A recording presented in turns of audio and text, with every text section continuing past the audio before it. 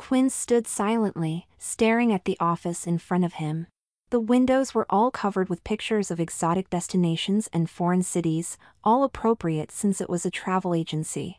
There seemed to be no name for it though, just the travel agency painted on the window in clear view. So many places. Quinn whispered to himself, the first words that he had spoken all day. Then again, what was the use of talking if there was no one besides himself to hear? For a moment Quinn just stared at the ground, frowning to himself. Somehow he knew that he could go to every place that they offered, but nothing would really change. He'd come back to the same empty apartment, to the same meaningless job. Nothing ever changed. At 25 Quinn had many regrets. Sometimes it seemed as that those were all that he had. And unfortunately, those times seemed to be growing more frequent. It was because of that, because he needed a change of scenery, even a temporary one, that he was there. Then Quinn looked back at the door and slowly started towards it, feeling rather nervous, and even excited. It wasn't the first time that he'd come there. He had been there just several days earlier, noticing it while walking past. However, it wasn't the discovery of the travel agency, which Quinn remembered most clearly, it was what had happened once he had gone inside. Quinn remembered the strange man that was inside, the man who'd introduced himself as Mr. G. The man who had offered Quinn a chance to travel to someplace different, someplace magical. Mr. G had even shown him something amazing, making a crystal ball float in the air. That had been all the proof that Quinn had needed, and minutes later, he had signed up for one of those trips. For one of the special vacation packages. That was why he had returned. I hope I'm not too early, Quinn muttered, glancing down at his cheap watch before stepping inside. A moment later Quinn looked around the office, seeing an overweight and balding man behind the counter, while a teenage black boy was sitting in a chair off to the side. Quinn only recognized one of the two, the man behind the counter. It was Mr. G. I'm here for my trip, Quinn told the man behind the counter, feeling nervous as he did so. Mr. G looked up and smiled. Good. I have everything ready. What do I have to do?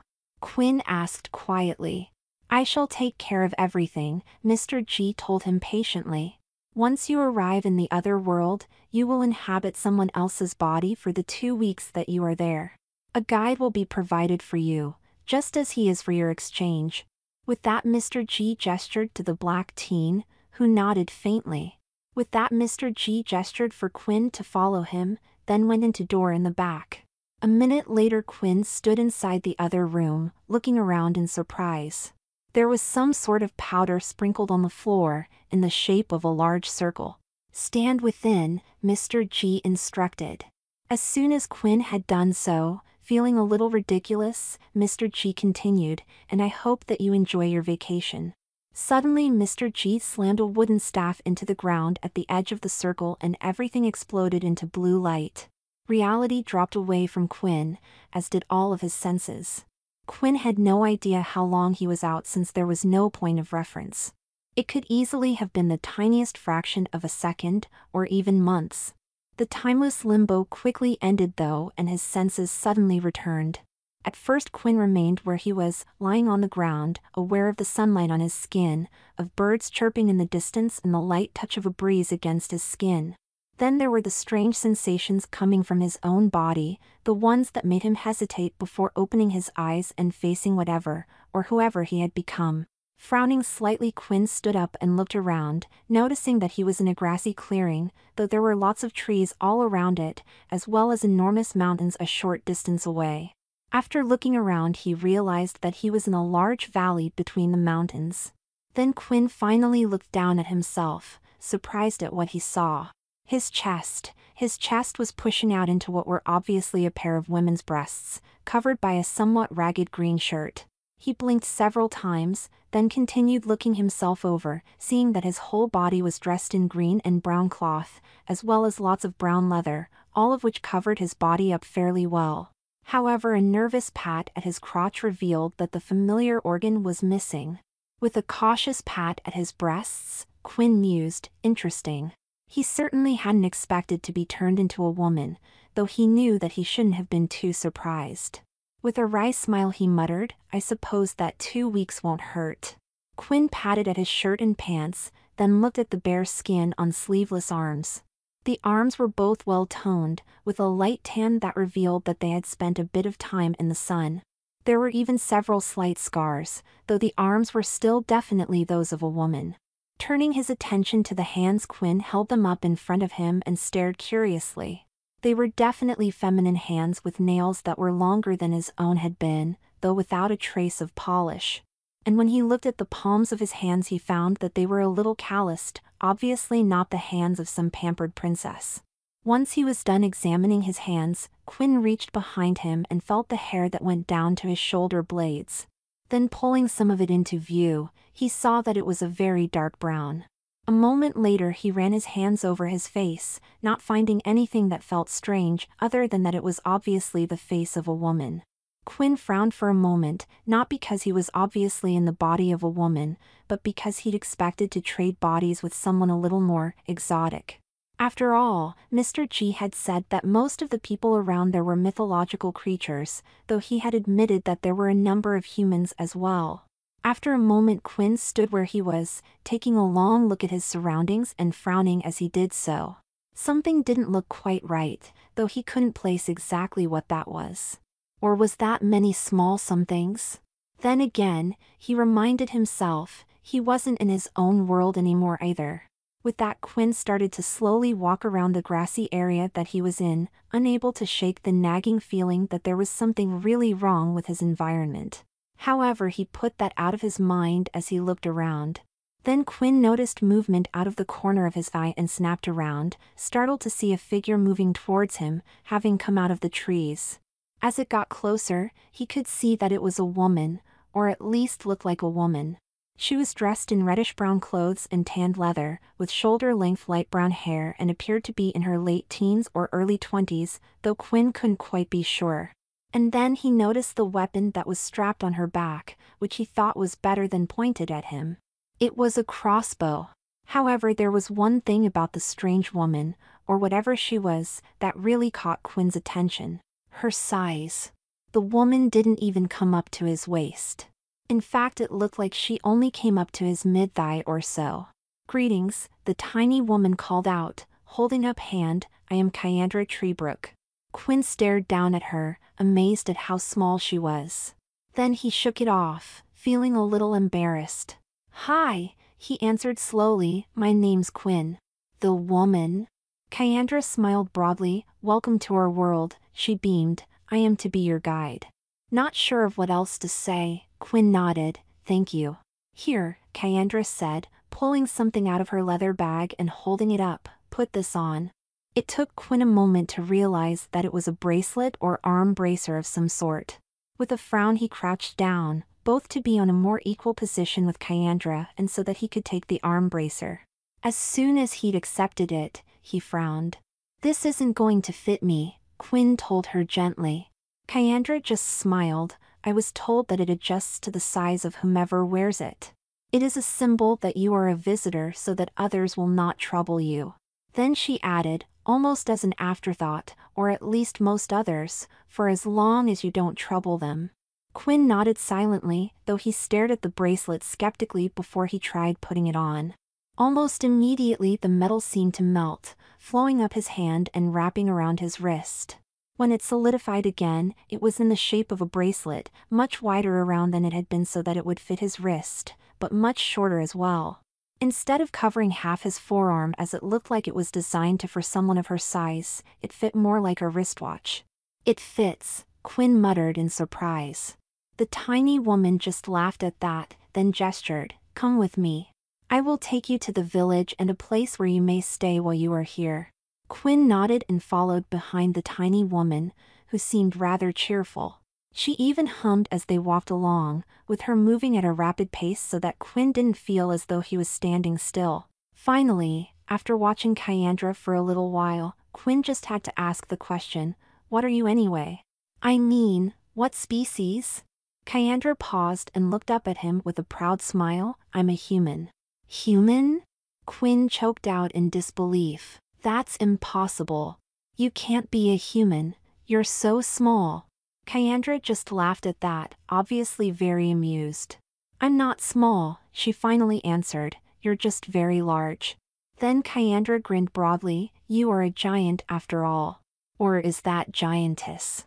For a moment Quinn just stared at Kyandra in disbelief, then slowly started to look around him again. This time, he was able to realize what was wrong with his surroundings. They were too small. The trees didn't look as large as he thought they should, and the grass all looked so much smaller than was normal. Finally, Quinn just shook his head in amazement, a giantess. That was going to take some getting used to. There had been a flash of blue, followed by a confusion that overwhelmed all senses. At least those were the last things that Kastra remembered as she slowly came to in a strange place. Kastra slowly stood up, blinking as she looked around at the flat walls on all sides, then the fat man just a short distance away, holding a wooden staff in his hands. It only took a moment for her to recognize the staff as that of a mage.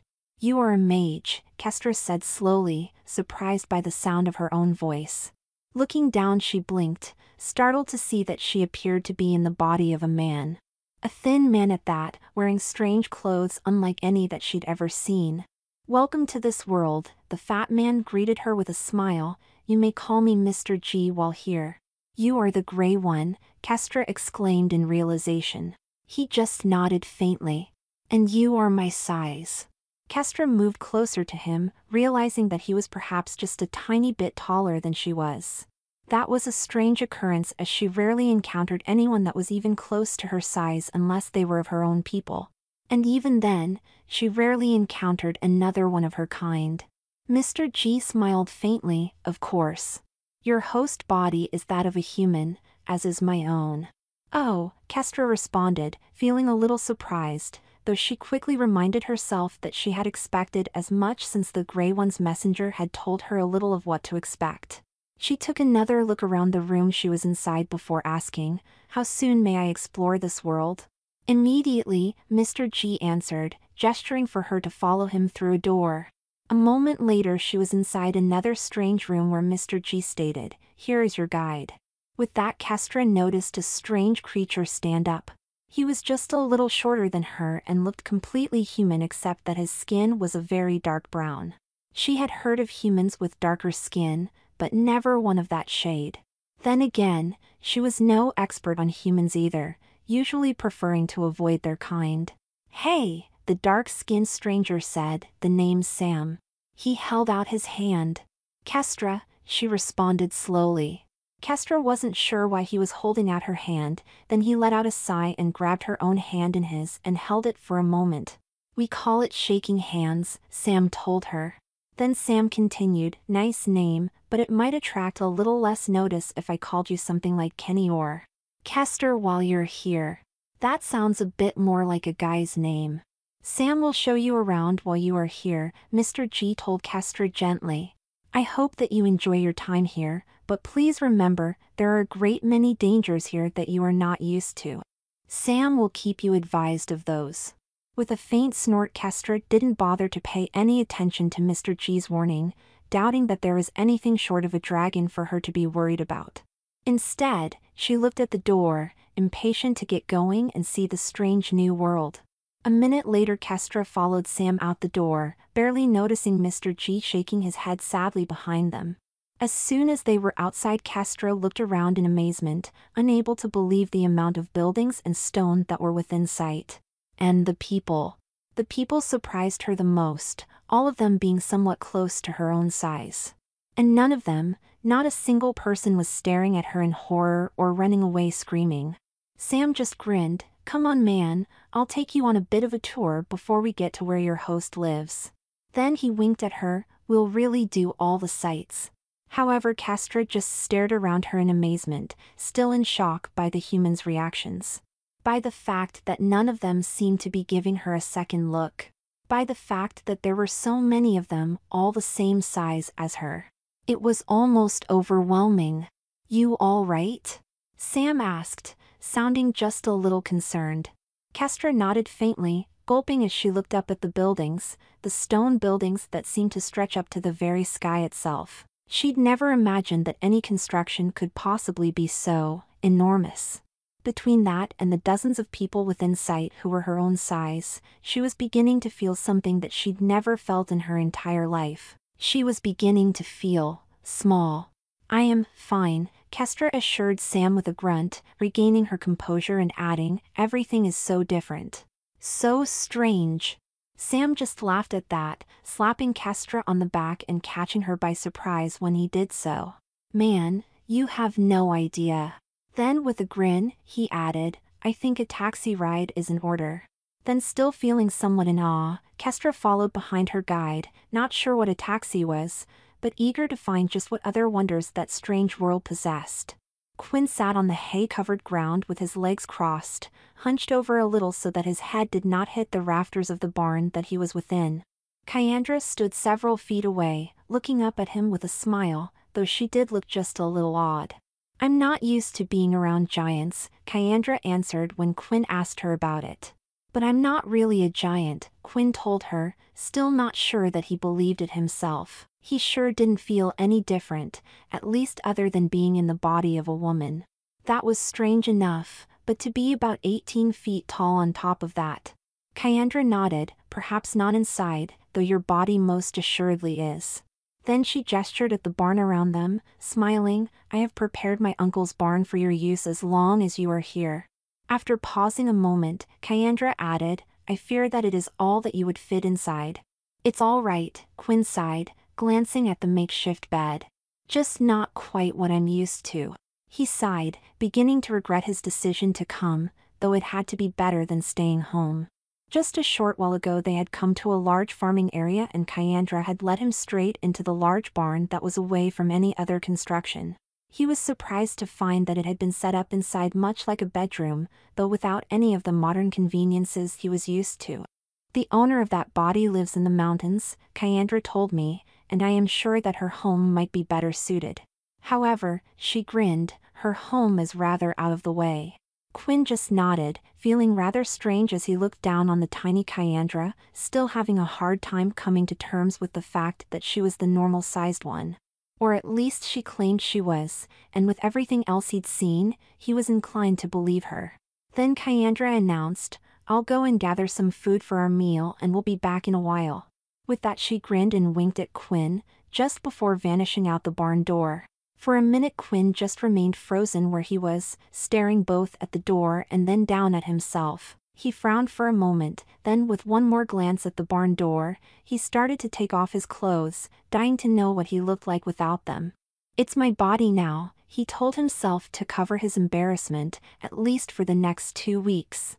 It didn't take Quinn very long before he was naked and staring at himself in amazement.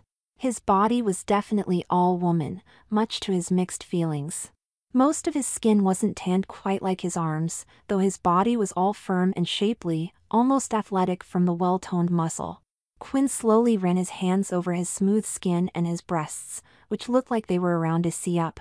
However, he couldn't be certain, especially since he knew that his whole size made normal measurements difficult. Then he finally looked between his legs, seeing that even that was all feminine. After he had finished looking himself over, Quinn reluctantly started putting his clothes back on, deciding that he didn't want to get caught with his pants down, literally. He wanted to be fully dressed when Kastra came back. There was one thing that Quinn had learned from his self-exploration though, and that was other than size, his body appeared to be entirely human. But then again, he reminded himself that he had only been able to see his outside, and had no idea what kind of organs there might be inside of himself. Kastra came back some time later, making enough noise so that Quinn was well aware of her presence before she came in through the barn door. Then she handed Quinn a large burlap sack that contained his dinner of 6 large steaks, 3 large baked potatoes and some sort of yellowish apple-like fruits. And it still only looked like a somewhat small meal. While Quinn ate, Kastra talked almost non-stop, seeming to grin the entire time. Quinn just frowned slightly and ate, knowing that such a cheerful optimist would normally annoy him, but somehow Kastra actually seemed to lighten the mood. "So," Quinn's guide asked cheerfully, "what are you really like? I mean, what do you look like in your world?" Quinn was just a little embarrassed to admit, "I'm a guy. A man." "I figured that," Kyandra responded, I mean, from the way you grabbed it yourself after coming here. She grinned again, taking a bite out of one of the yellow apples that she'd brought with her. It was relatively silent for the next several minutes before Kyandra asked, Do you have a family name, or is one name all that your people use? She looked sincerely curious as she stared up at Quinn. For a moment Quinn just sat there, not sure exactly how to respond, or even if he should. Finally, though, the sincere look on Kyandra's face convinced him to tell her. He just hoped that she wouldn't laugh. Quinn is my last name, he told her with a slightly frown. My full name is Bolivar Wendell Quinn. He winced as he said it, remembering how much shit he used to get back in school because of his name. I prefer to just be called Quinn. Kyandra just nodded, then Quinn it is. Once Quinn had finished eating, Kyandra announced, If you are ready, we can go into the town so I can show you where it's at. Quinn thought about it for a moment, not sure that he wanted to be around a lot of people, but he nodded agreement. After all, he decided, he was on his vacation so he might as well see the sights. And as they were getting up to leave, Kyandra looked back at him with a nervous expression. I have to warn you, she started slowly, they might not take to you well in the village. We don't get many giants around and don't really get along with them. Then Kyandra quickly assured Quinn, but I've already warned them that you aren't a real giant and the Grey One's bracelet will make them leave you alone. Then Quinn thought he heard a faint, I hope, though he wasn't sure. What? Quinn asked, but Kyandra was already out the door. A minute later Quinn was outside of the barn and noticed Kyandra sitting a short distance away, on top of a spotted gray horse. She waved at Quinn to follow, then started off in a trot. He hesitated only a moment before shrugging and following after her. Kyandra led Quinn past some large farmed fields and areas with sheep, goats and cows roaming around inside. However, she made sure to keep him out of the way as they followed a dirt road, if it could even be called that. It didn't take long before Kyandra announced, We're here, though Quinn didn't need her to tell him that. Just a short distance in front of them Quinn saw a walled town, with wooden walls that reached up to Quinn's breasts. There were even people standing atop the walls, armed with what looked like crossbows. And then, Quinn could see the houses and buildings within, though without much detail from that distance. As they got a little closer, Quinn was startled to realize that the people outside the walls all stared at him in horror, then ran as fast as they could. Some darting for the rapidly closing village gate, while others just ran away from him. Then he noticed that the guards were aiming their crossbows at him. What's going on? Quinn gasped in surprise at their reaction. Kyandra just scowled for the first time since Quinn had met her some hours earlier. Stay here, she told him firmly, I'll deal with this. And with that Kyandra rode ahead, stopping just a short distance from the now closed gate. Stand back, one man dressed in brown leathers called from the top of the wall, we will deal with this monster. Quinn just stared at him in shock, not sure how come he was being called a monster. However, he didn't take his eyes off of all the weapons that were aimed at him, perhaps a dozen sets of crossbows or bows and arrows. He wasn't sure to be frightened at the weapons, or amused. Being as small as they were, they just didn't really look like anything more than toys. She is with me, Kyandra called out, sounding pissed. You were told that a visitor from the other world would be coming in the body of a giant. Now put down those weapons, you idiots, and open these gates. There was complete silence from the gate for several minutes while several of the armed people atop it talked with others below and out of sight. Finally, one of them yelled out, Come closer, giant, and keep your hands up. Show the Grey One's token. Quinn did as the armed man said, feeling extremely nervous as he held out the arm with the bracelet on it. They continued to stare at Quinn for a minute, as well as at Kyandra. He could see fear cross several of the men's faces, though the one who had yelled the instructions seemed stern and self-controlled. I'm not here to cause any trouble, Quinn announced nervously. My name is Quinn. I told you, Kyandra yelled, she's safe, now open these gates, Orwin. With that the stern man whom Kyandra had yelled to.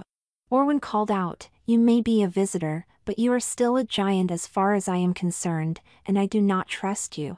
But since you are a visitor, we will let you inside. Quinn let out a sigh of relief, but then Orwin continued, but remember, should it become necessary, we can defend ourselves. We have poisoned crossbow bolts." Then as the gates started to open, Kyandra gave Quinn a quick grin, then gestured for him to follow. As Quinn walked past Orwin at the gates, he actually looked Orwin straight in the face, since the man was using the wall for height. He nodded at Orwin and gave a weak smile, only getting a stern, suspicious glare back. "Don't worry," Kyandra told Quinn, "unsure that they'll get used to you." However, her tone betrayed her own doubts.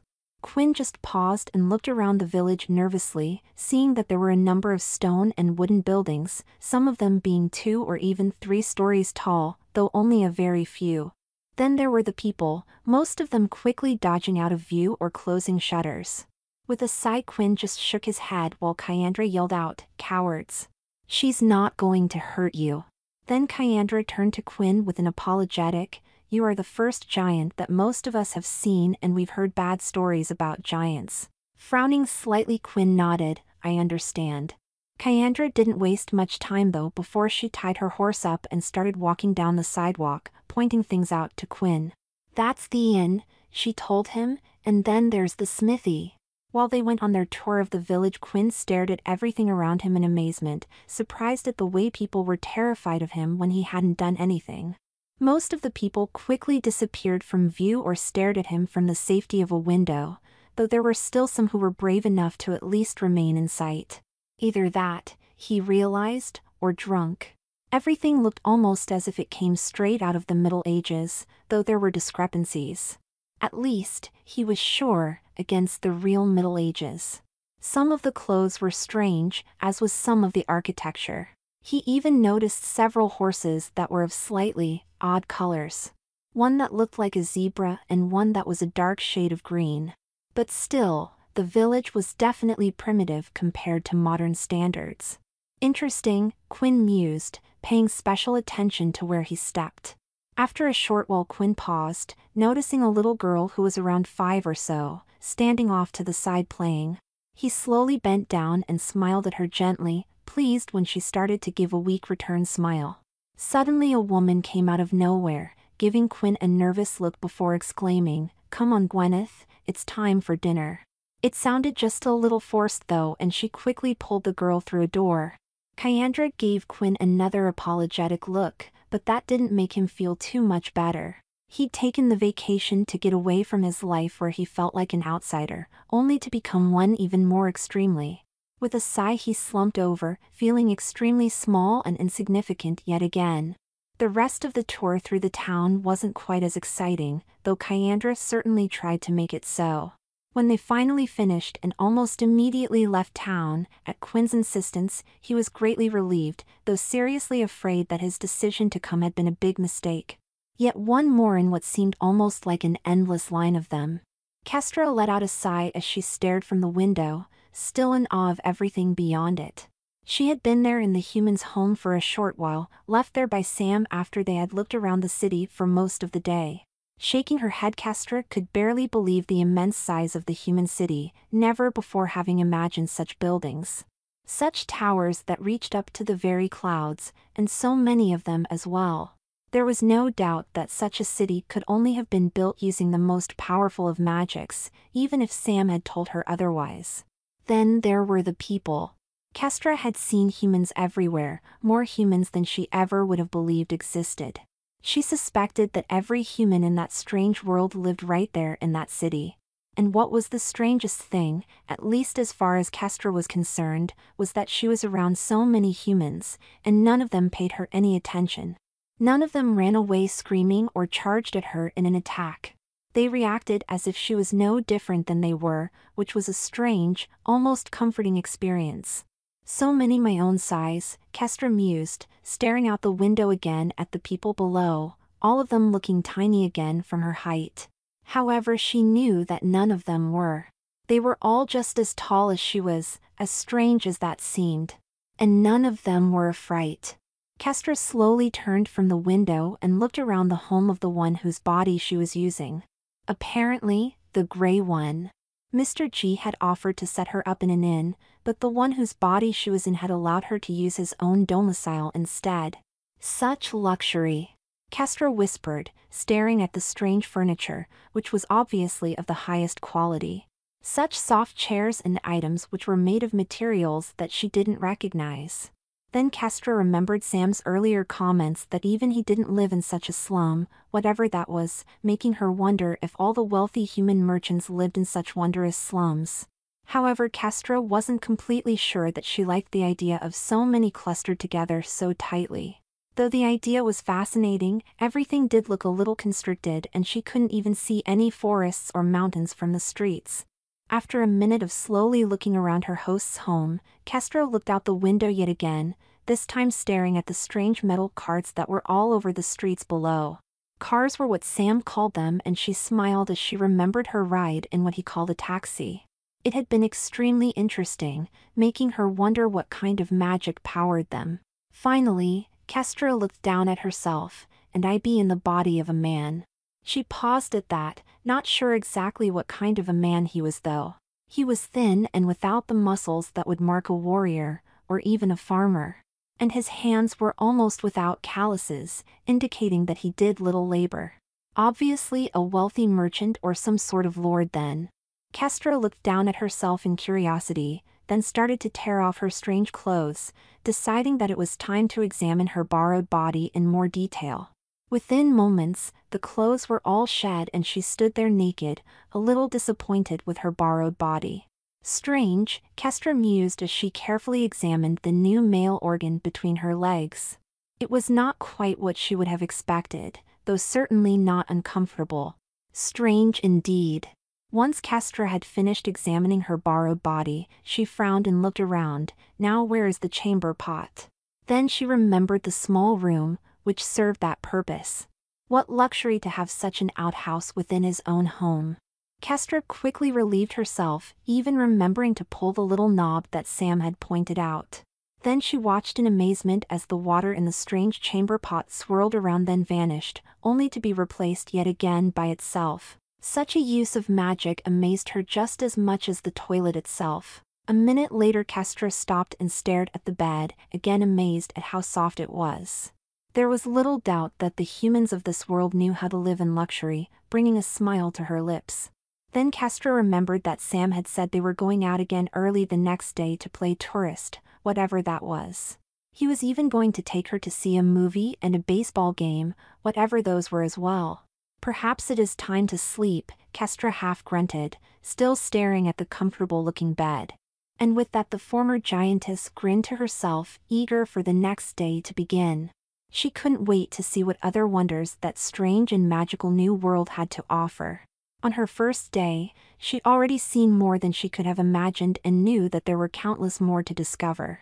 The morning air was chill and filled with scents that Quinn wasn't familiar with. Scents that didn't come from the city, but from the countryside, from natural things.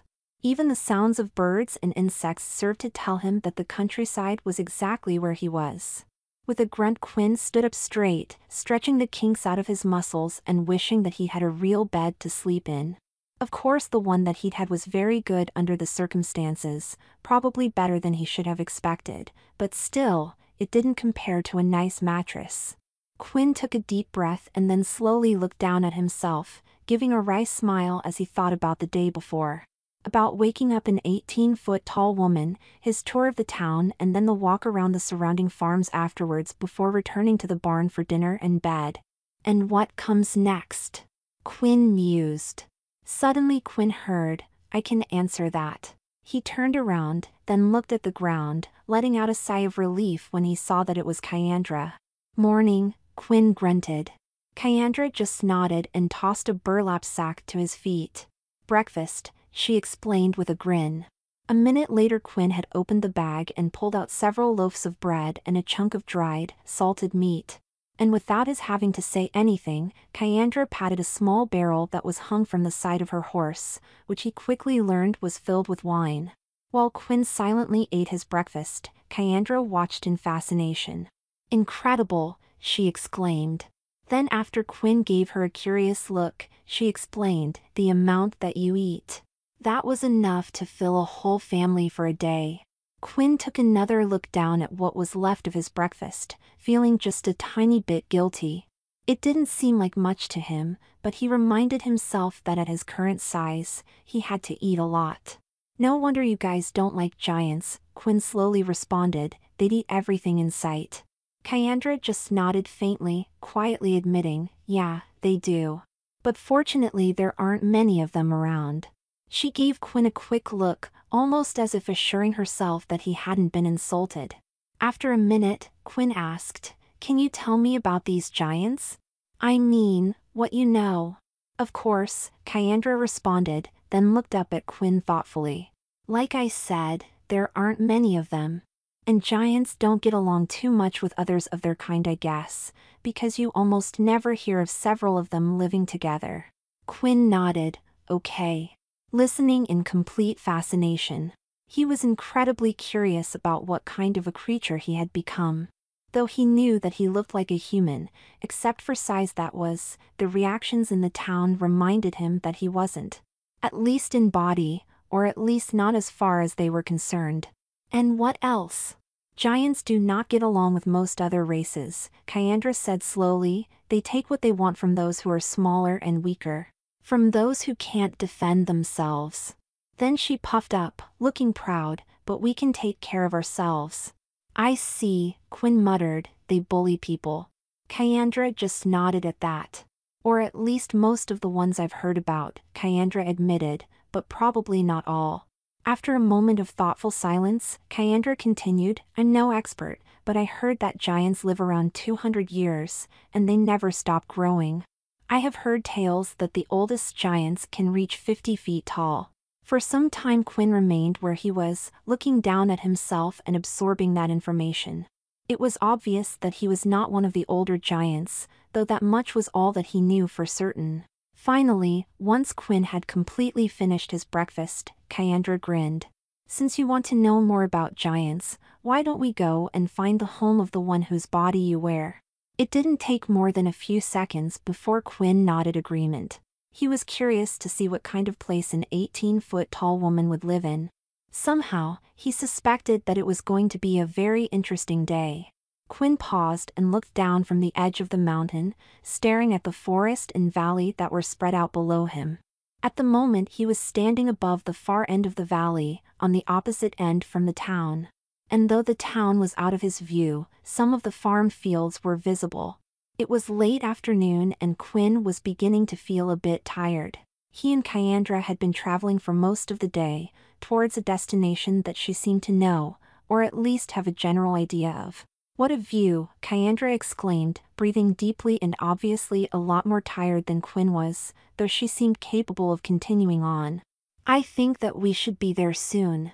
With a nod, Quinn took another look at the valley, then turned to continue around the mountain. He hoped that Kyandra was right about being almost there, more for her sake than his own, though he was tired of walking. Suddenly Kyandra yelled out, "Get down! Hide!" Quinn snapped around, seeing nothing odd. Why, what's wrong?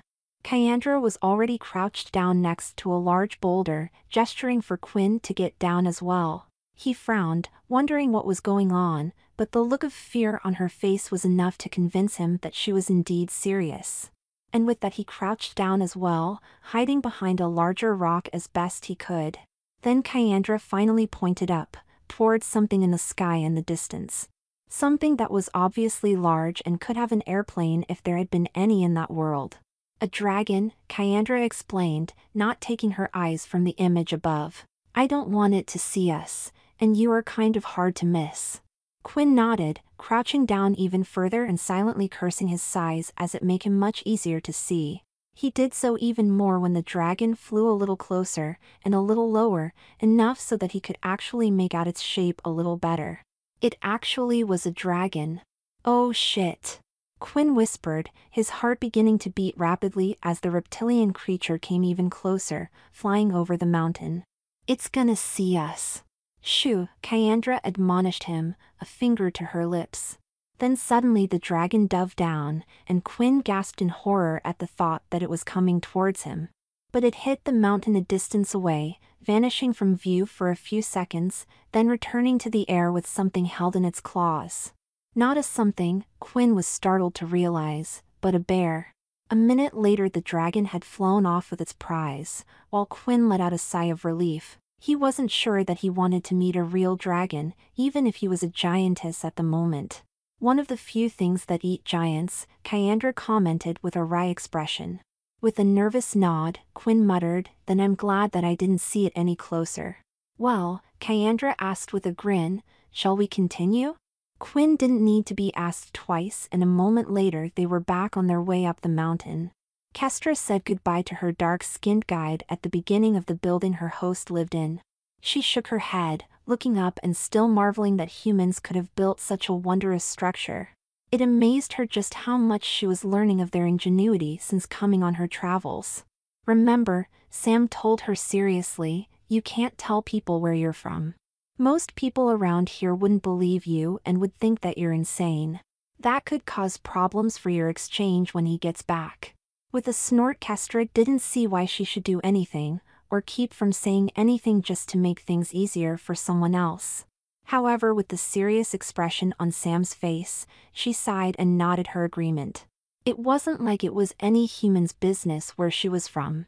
"See you then," Sam called out. "I'll be back tomorrow morning and I'll show you around some more." And with that Sam hurried away, leaving Kastra there alone. She looked up at the stairway and then started for it, carefully remembering where her host's home was within the strange building. Without Sam to help her the final bit, she had to rely on her own memory of such, and she hoped that it was accurate.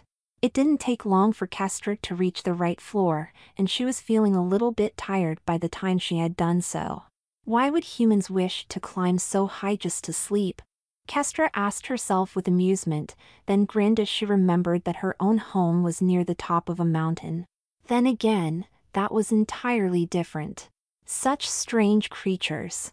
Just as Kastra had started down the hall, towards the inviting room at the other end, a door opened up off to the side, revealing a room that wasn't much larger than a closet. And with that a woman stepped out of the strange small room, only moments before the doors shut again on their own. Such a strange use of magic, Kastra mused in fascination. It was definitely a very interesting world that she found herself in. Not at all like she would have imagined. "Hi," the woman greeted with a grin. She was thin and rather attractive, with blonde hair that was pulled back into a ponytail. "You look like you're in a good mood for once." Kastra blinked at that in confusion. "For once?" The blonde woman just laughed. "Well, whenever I see you in the halls you usually have such a depressed and gloomy expression." "Oh," Kastra sighed, realizing that the woman must mean the person whose body she was wearing. I'm on vacation. I'm Jennifer," the blonde introduced herself with a pleasant smile, holding out her hand. Kastra wasn't sure how to respond, so took her cue from the blonde and held out her own hand. "Kastra," she started to say, then paused, realizing that she should probably give her host's name. Then again, she didn't even know what it was. "Kastra," Jennifer mused, "that's an interesting name." With a nod, Kastra responded, "So is Jennifer." She'd never heard that name before. Jennifer gave her an odd look, then started grinning. "Okay, smartass." At this point, Kastra felt a little confused and uncertain. She wasn't used to dealing with others, at least not with others that were the same size as her. And nearly everyone else always ran away, leaving her with little experience at such conversation or the nuances. "Well," Jennifer grinned, "I know it's usually the guy who asks this, but would you be interested in going out for a drink, say, tomorrow night?" For a moment Kastra stared at Jennifer in surprise, not having expected a question like that. "You don't have to if you don't want," Jennifer blurted out, obviously a little disappointed by Kastra's hesitation. "Oh no," Kastra quickly responded, "I would like to. You just caught me by surprise." She blinked, deciding that at least it was bound to be interesting. And of course, who knew what she'd learn about the silly and confusing humans? With a broad grin Jennifer exclaimed, "Great. Is 7 okay?" When Kastra nodded agreement, she apologized, "Sorry, I've got to get going now, but I'll see you tomorrow." And with that she waved towards Kastra while hurrying through one of the doors in the hallway. After Jennifer was gone Kastra just shook her head, grinning at the strangeness of these humans. She was especially amused by that curious blonde, never before having had someone come up to her and immediately treat her as if she were a friend, wanting to spend more time with her like that. In fact, the closest she'd ever come was when she'd met Sam just the day before. Finally, Kastra just shrugged and continued towards her host's apartment, deciding that she'd have plenty of time to figure out humans during the rest of her vacation. The sun was still up in the sky, but there was little doubt that it would not remain so for much longer, not with how quickly the sun was sinking.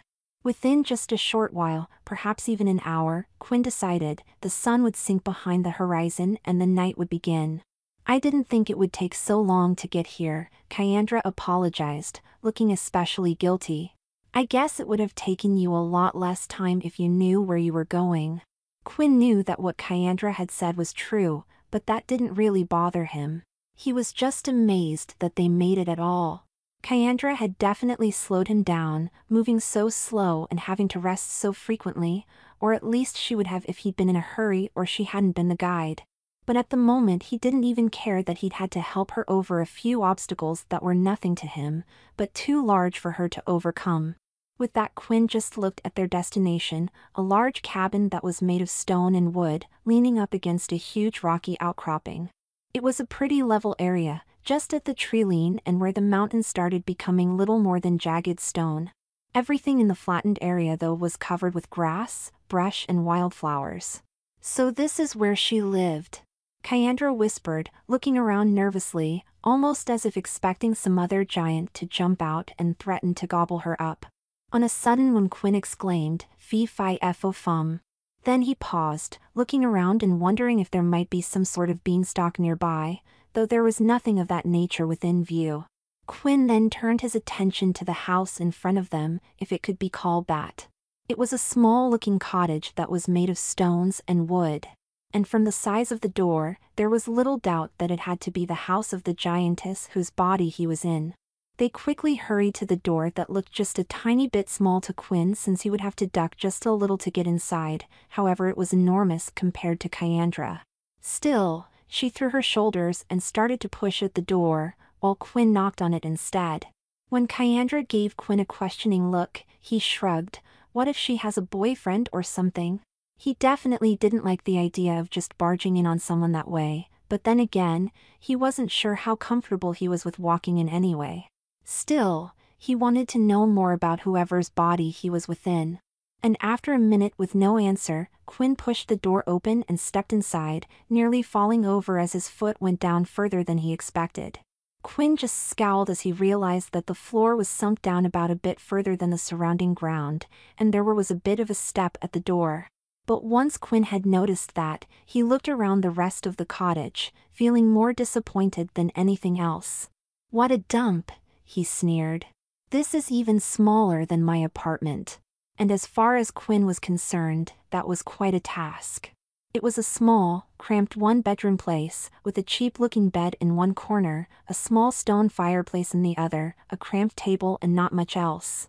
It was just a little smaller than just his old bedroom. Or at least it seemed that way because of his size, though in truth it was somewhat larger. Kastra said nothing as she slowly moved around the room, poking at several piles of furs and small ragged blankets, then looking at what looked like dried meat hanging from the ceiling, as well as dirty clothes. Quinn just cringed at the sight of it, though still feeling fascinated in spite of that. "Doesn't seem worth the climb," Kastra finally said, sounding disappointed as well. At Quinn's questioning look down at her, she shrugged, admitting in embarrassment, "I thought giants lived in castles."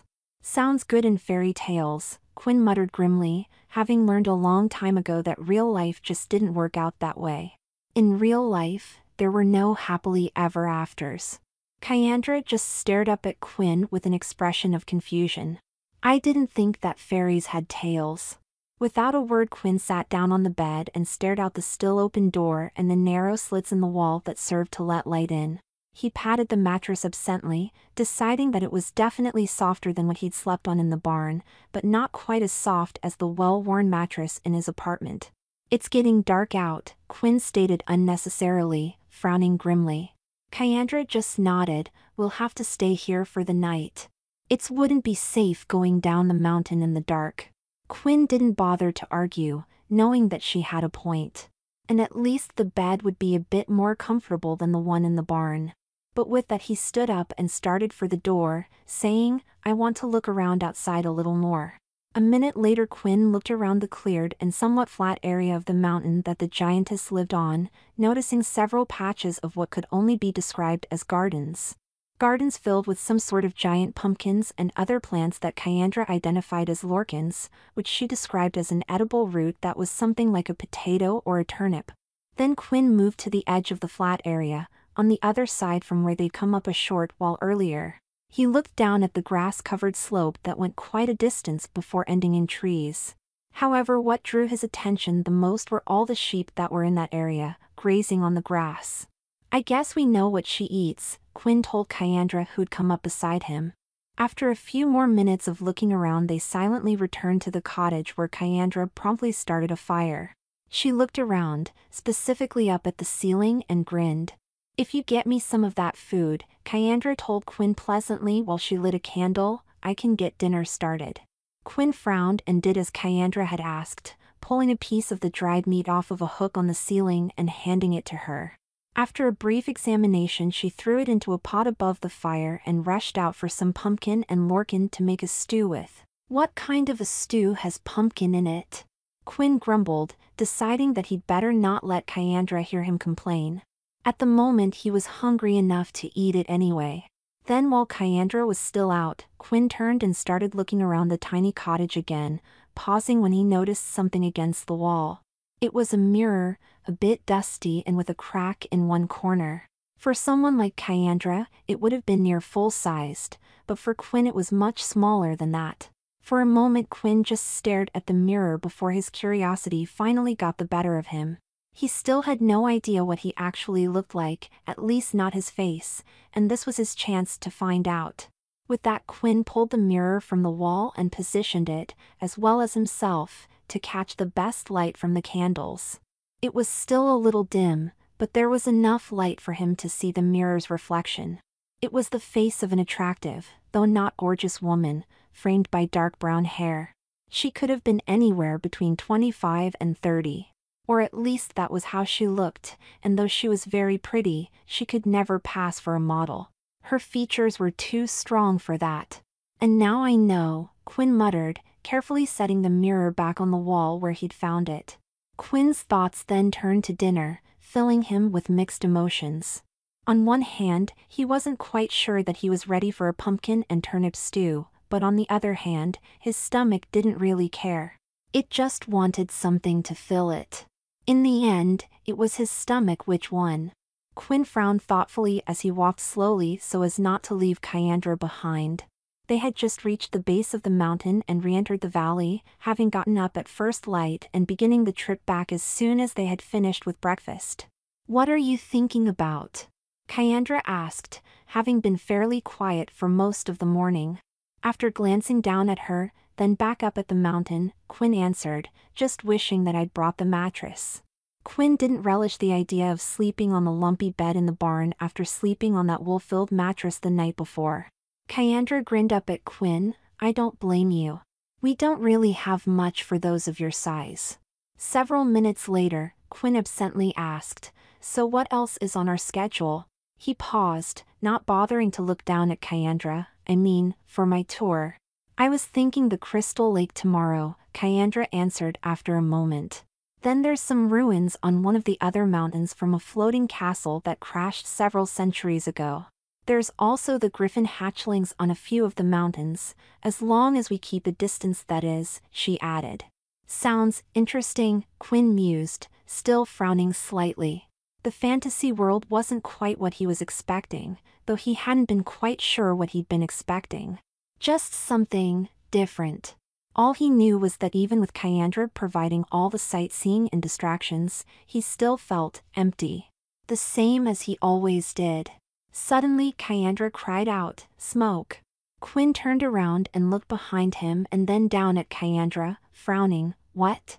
She just stared straight ahead with a look of dread on her face. Without a word, she pointed down the valley to where lots of smoke was billowing into the air. It took a moment for Quinn to realize that it was coming from the direction of the town. What? Something's wrong. Kyandra yelled out, I've got to get back. And with that she took off running as fast as she could, while Quinn just stood there for a minute watching her. After taking several steps behind Kyandra, Quinn paused and looked at the smoke filling the sky again, frowning as he did so. There was no telling what it was, though Quinn suspected that it was probably one of the farmers doing a bonfire or something to clear land. However, with a quick glance at Kyandra, there was no doubt that she thought it was urgent. With a damn, Quinn hurried forward, easily catching up with Kyandra, not completely sure what he was doing. Here, he growled, it'll take you forever that way. And with that, Quinn picked Kyandra up as easily as if she were a child. What are you? Kyandra yelled furiously, but Quinn just shifted her position for better balance and held her tight, then started running himself. Snorting, Quinn grumbled, I can get us there faster. Kyandra yelled and demanded to be put back down for several minutes, until she realized just how much ground they were covering with Quinn's longer strides. Afterwards she just went silent and held on tight, only occasionally speaking and then just urging Quinn to go even faster. Quinn was somewhat surprised by just how quickly he was moving, especially considering that he was carrying Kyandra at the same time. He was just as surprised by the fact that he wasn't getting tired either, realizing that his borrowed body was in a lot better shape than his own, and with a lot more endurance. As they got closer to the town, Quinn's doubts about the smoke being anything serious began to quickly fade. Especially as they reached the edge of a farm, where the crops were horribly trampled and a cottage was little more than a smoldering ruin. A cold chill began to run down Quinn's spine, but before he could stop, as every instinct was telling him to, Kyandra urged him to hurry up. My uncle! Kyandra cried out, the town. With that, Quinn just pushed himself faster, in spite of the knot in his stomach. Several minutes later the smoke was billowing thicker, and noise was starting to fill the air. Screams, growls, yells and clanks of metal. There were sounds that sent chills through Quinn, along with sounds that he had no reference to. With a gulp, Quinn muttered, oh shit, knowing that they were getting really close. Far too close for his comfort. But with the way Kyandra was clutching him, almost desperate to get there, he couldn't stop. Then Quinn passed a patch of trees and came into sight of the town.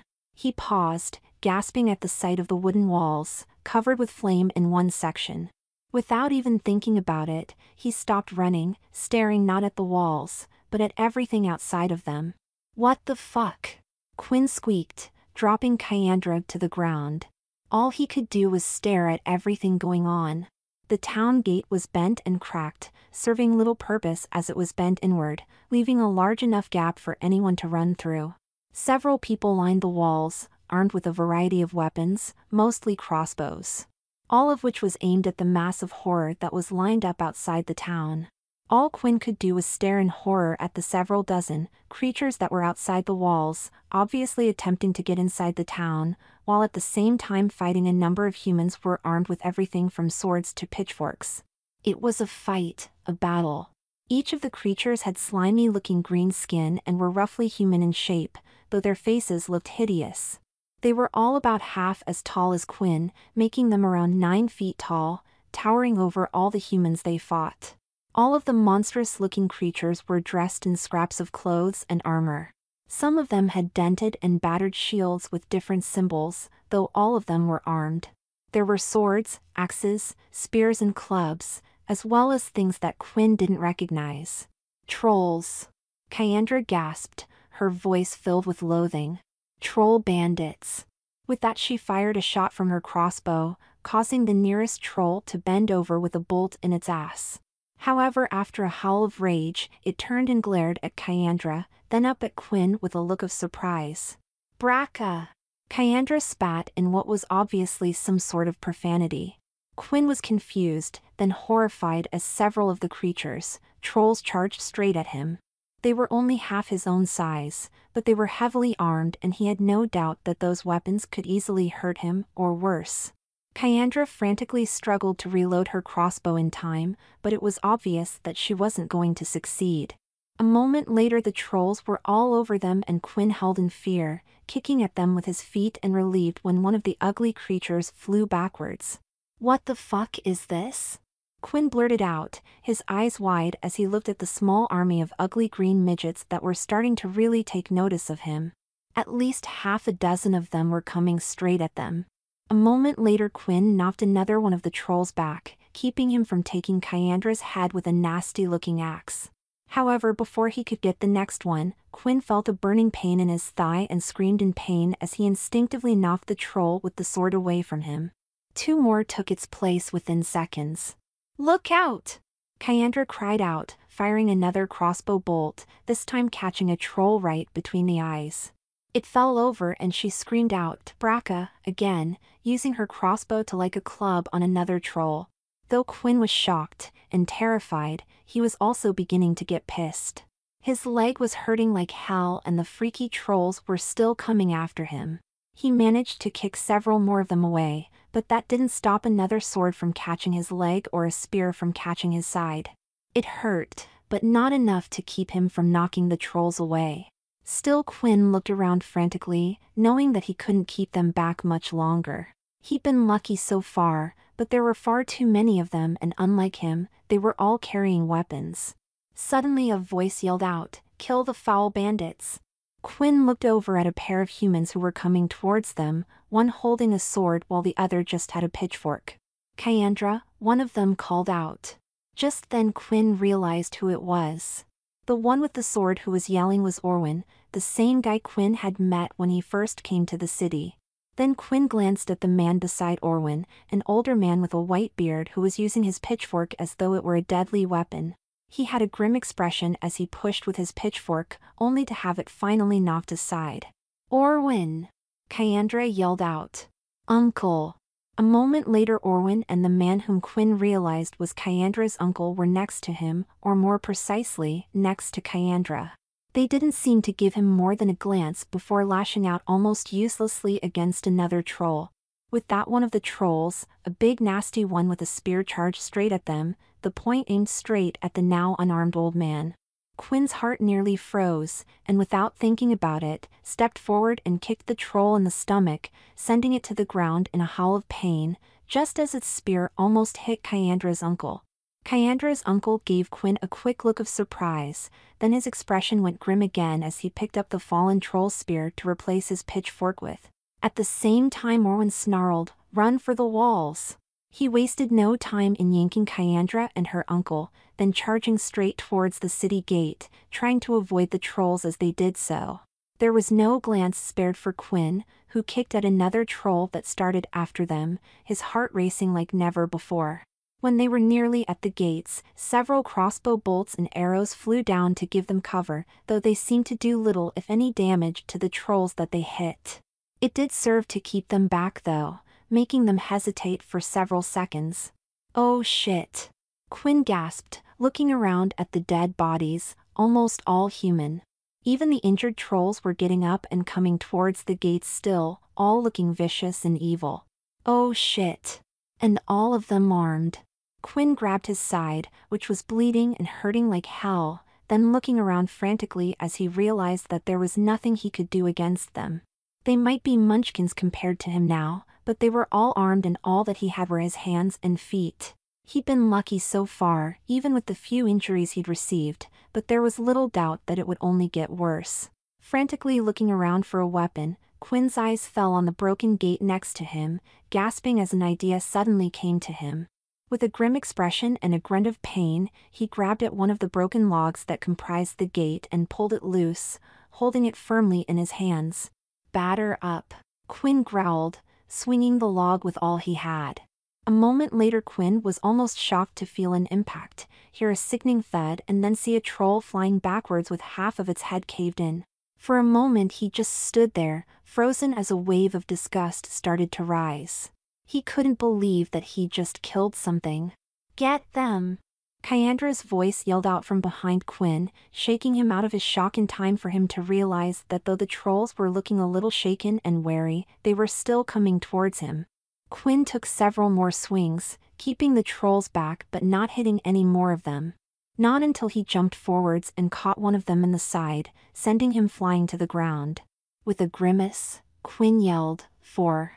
After several more swings and several more injured trolls, the group of bandits started to back off, clustering together and chattering in some growling language that Quinn couldn't quite make out.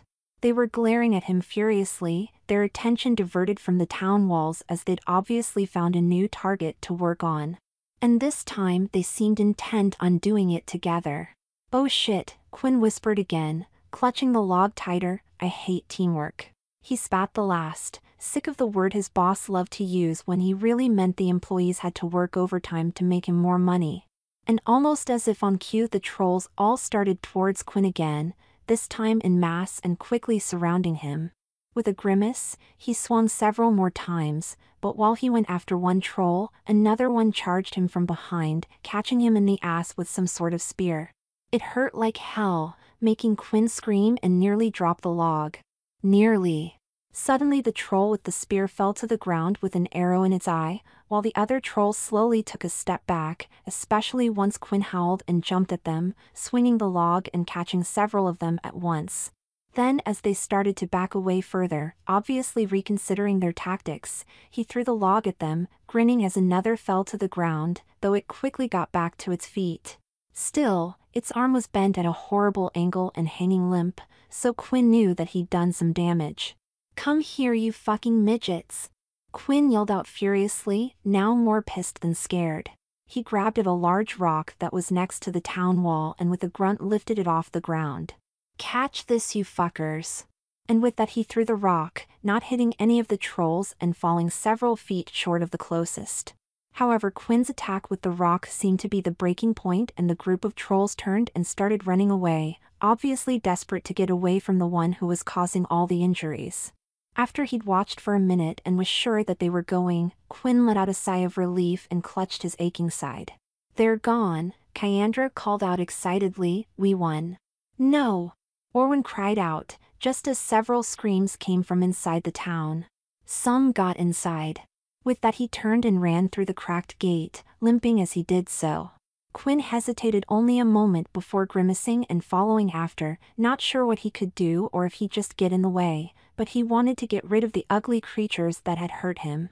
He followed after Orwin and Kastra, as well as the screams. It didn't take long before they came on a group of 3 more trolls. The 3 trolls were carrying weapons like all the others, as well as having bags slung over their backs.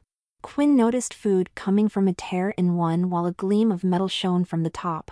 He grimaced at them even deeper, realizing that they were thieves of some sort. Suddenly Orwin cried out, "Hold! Look, they have a child!" Quinn's eyes bulged as he noticed that one of the trolls was indeed holding a child. He was clutching a little girl tightly in one hand, sneering as he raised an axe head to her throat. He glared at everyone around him, as if daring anyone to take a step closer. There was no mistaking his threat, the little girl was his hostage. "Braca," Quinn whispered, repeating the profanity that he'd heard Kastra use. He gulped even more when he recognized the little girl that they were holding. It was the same girl that he'd seen the last time he was in town. Gwyneth, he believed her name was. Not good. For a moment they all stood there in near silence while the troll held out its axe, red blood dripping along the blade. Human blood, Quinn knew, since he'd seen that the trolls bled green. Then it put the blade back towards the girl's neck and started edging away, counting on the girl to keep him and his friends safe. With an evil-sounding laugh, one of the other trolls grinned and held up something for everyone to see. Quinn's blood suddenly ran cold as he realized what it was. It was a human head. And worse, the head of another little girl. Everyone went dead quiet at that, though they grew even more tensed. Still no one moved for fear of having Gwyneth getting killed as well. The trolls just laughed at their victory and started moving away, holding their hostage close. Suddenly a woman, whom Quinn had seen before, ran into the street screaming, "Gwyneth!" Her voice was filled with panic as she saw her daughter held by the monster. At that moment the troll with the axe was distracted and stumbled over a rock in the street, loosening his grasp on the little girl. And all at once Gwyneth hit the ground and started to roll several feet away. Without even thinking about what he was doing, only reacting out of his fury at seeing the little girl held like that, Quinn threw himself at them, landing just above Gwyneth and protecting her body with his own, even as he felt an axe cut into his back. "Quinn!" Kyandra's voice screamed out, though all he could do was curl up and protect the little girl, ignoring the pain in his back. Then with a grunt of intense pain, Quinn picked up Gwyneth and stood up, holding her firmly out of reach of the trolls. All three of them were lashing out wildly with their weapons against the humans who were charging them, to little effect. Two of the trolls fell right before Quinn's eyes, though the third broke free and ran. It was the one with the axe. "Bastard!"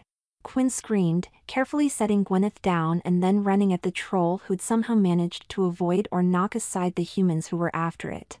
And with a single movement he swung his foot, catching the creature between its legs and sending it flying up into the air, where it promptly smashed into the wall of a building. For a moment Quinn just stood there, glaring at the troll who'd fallen back to the ground, fighting back the urge to stomp on the ugly thing. However, the troll made no move to get up. Instead, it remained frozen and motionless, its head bent at an odd angle. "Dead," someone finally announced, though Quinn couldn't see who. With that, Quinn dropped to his knees, aching from every inch of his body and tired beyond belief. He looked down, staring at the pool of red that was starting to form around him, vaguely aware of the relief he felt at seeing that his own blood was still red, as well as the very shock at seeing it. Then Kyandra was standing there with a worried expression on her face, though Quinn wasn't quite sure where she'd come from.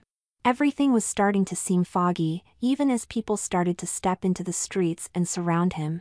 "Quinn?" Kyandra asked, the worry evident in her voice. For a moment Quinn just stared at there, feeling little but agony and tiredness. Then at that moment everything started to spin and Quinn collapsed the rest of the way to the ground, not even aware of his face splattering into the blood-soaked street. Kastra was standing in the middle of her host's home, with her guide Sam just a few feet away. She frowned as she looked down at her clothing, not sure if it was the right thing to wear, or even why she had to wear it, though Sam had assured her several times that it was appropriate for a first date. "Man, you move quick," Sam grinned, giving Kastra a wink. "Just here and you're already lining the babes up." "I do not understand," Kastra told him, tugging at her clothes. "We're just going out for a meal and drink." Then she grinned, "That is something I cannot do in my own world, so I wish to experience it." Sam just winked. "Just don't experience too much, all right?" He paused a moment and in a more serious tone reminded Kastra, "Mr. G can take care of most troubles and make people forget if things get too hectic, but you still don't want to be raising no hell."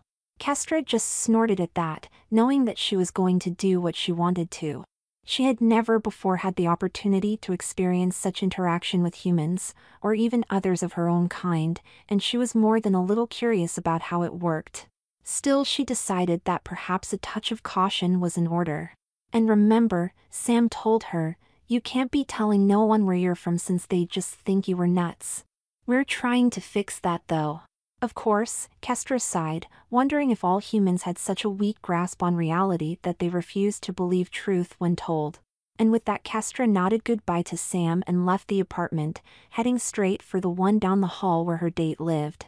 She quickly ran things through in her mind at the same time, remembering what Sam had told her about money, driver's licenses, appropriate behavior and how to use a taxi.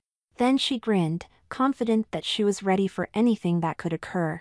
After Kastra knocked on the door, only waiting a few seconds before it opened and revealed Jennifer. She stood there with a smile, dressed rather nicely in the strange clothes that the humans liked to wear. It was some sort of short dress that revealed her knees and lower legs. "Hi," Jennifer grinned, "I'm really glad that you came." She paused for a moment, adding, "I was half afraid that you wouldn't." "I would not have missed it," Kastra responded with a smile of her own. With that, she stepped out of the doorway, locking it behind her. Then she asked, "I know a very nice club just down the street." Jennifer started, tugging on Kastra slightly as she began to move down the hall. "They have the greatest sandwiches." Several minutes later they were both sitting in the club with Kastra looking around nervously, not used to being surrounded with so many others of her own size. However, Jennifer was rather pleasant to be with, and seemed very kind. Kastra was extremely pleased that she'd agreed to come. "And what is this called again?" Kastra asked, taking a hesitant bite of the food that Jennifer had recommended. She thought that Jennifer had called it a sandwich, but she wasn't completely sure. Jennifer just chuckled, a bit silly. "Have you been hiding out in the woods all of your life or something?" She smiled, showing that she was merely teasing. Kastra just nodded, something like that. With that, Kastra took a long drink of her beer, looking around the club curiously. It was interesting to see so many humans relaxing and having a good time, even putting her into a very pleasant mood. Of course, she smiled, knowing that beer helped. It was much better than the barrels of ale that she'd once taken from some merchants. "What are you thinking?" Jennifer asked after a moment, looking genuinely interested. Kastra just stared at her for a few seconds before answering, "I was just remembering." She paused for a moment, smiling faintly as she answered, "A story." Jennifer grinned. "Oh, I like stories. Tell me." Shrugging, Kastra started. It was about a giantess who lived in a land very far away. One day she was walking along, hunting a griffin for her dinner, when she ran across a group of traveling merchants. At this, Jennifer stared at Kastra in fascination. "Oh," she encouraged, "and then what happened?"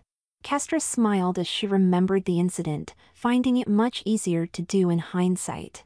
Then she continued, taking her time as she told of how the giantess stole most of the contents of their wagons, which consisted of several barrels of ale, as well as some foodstuffs.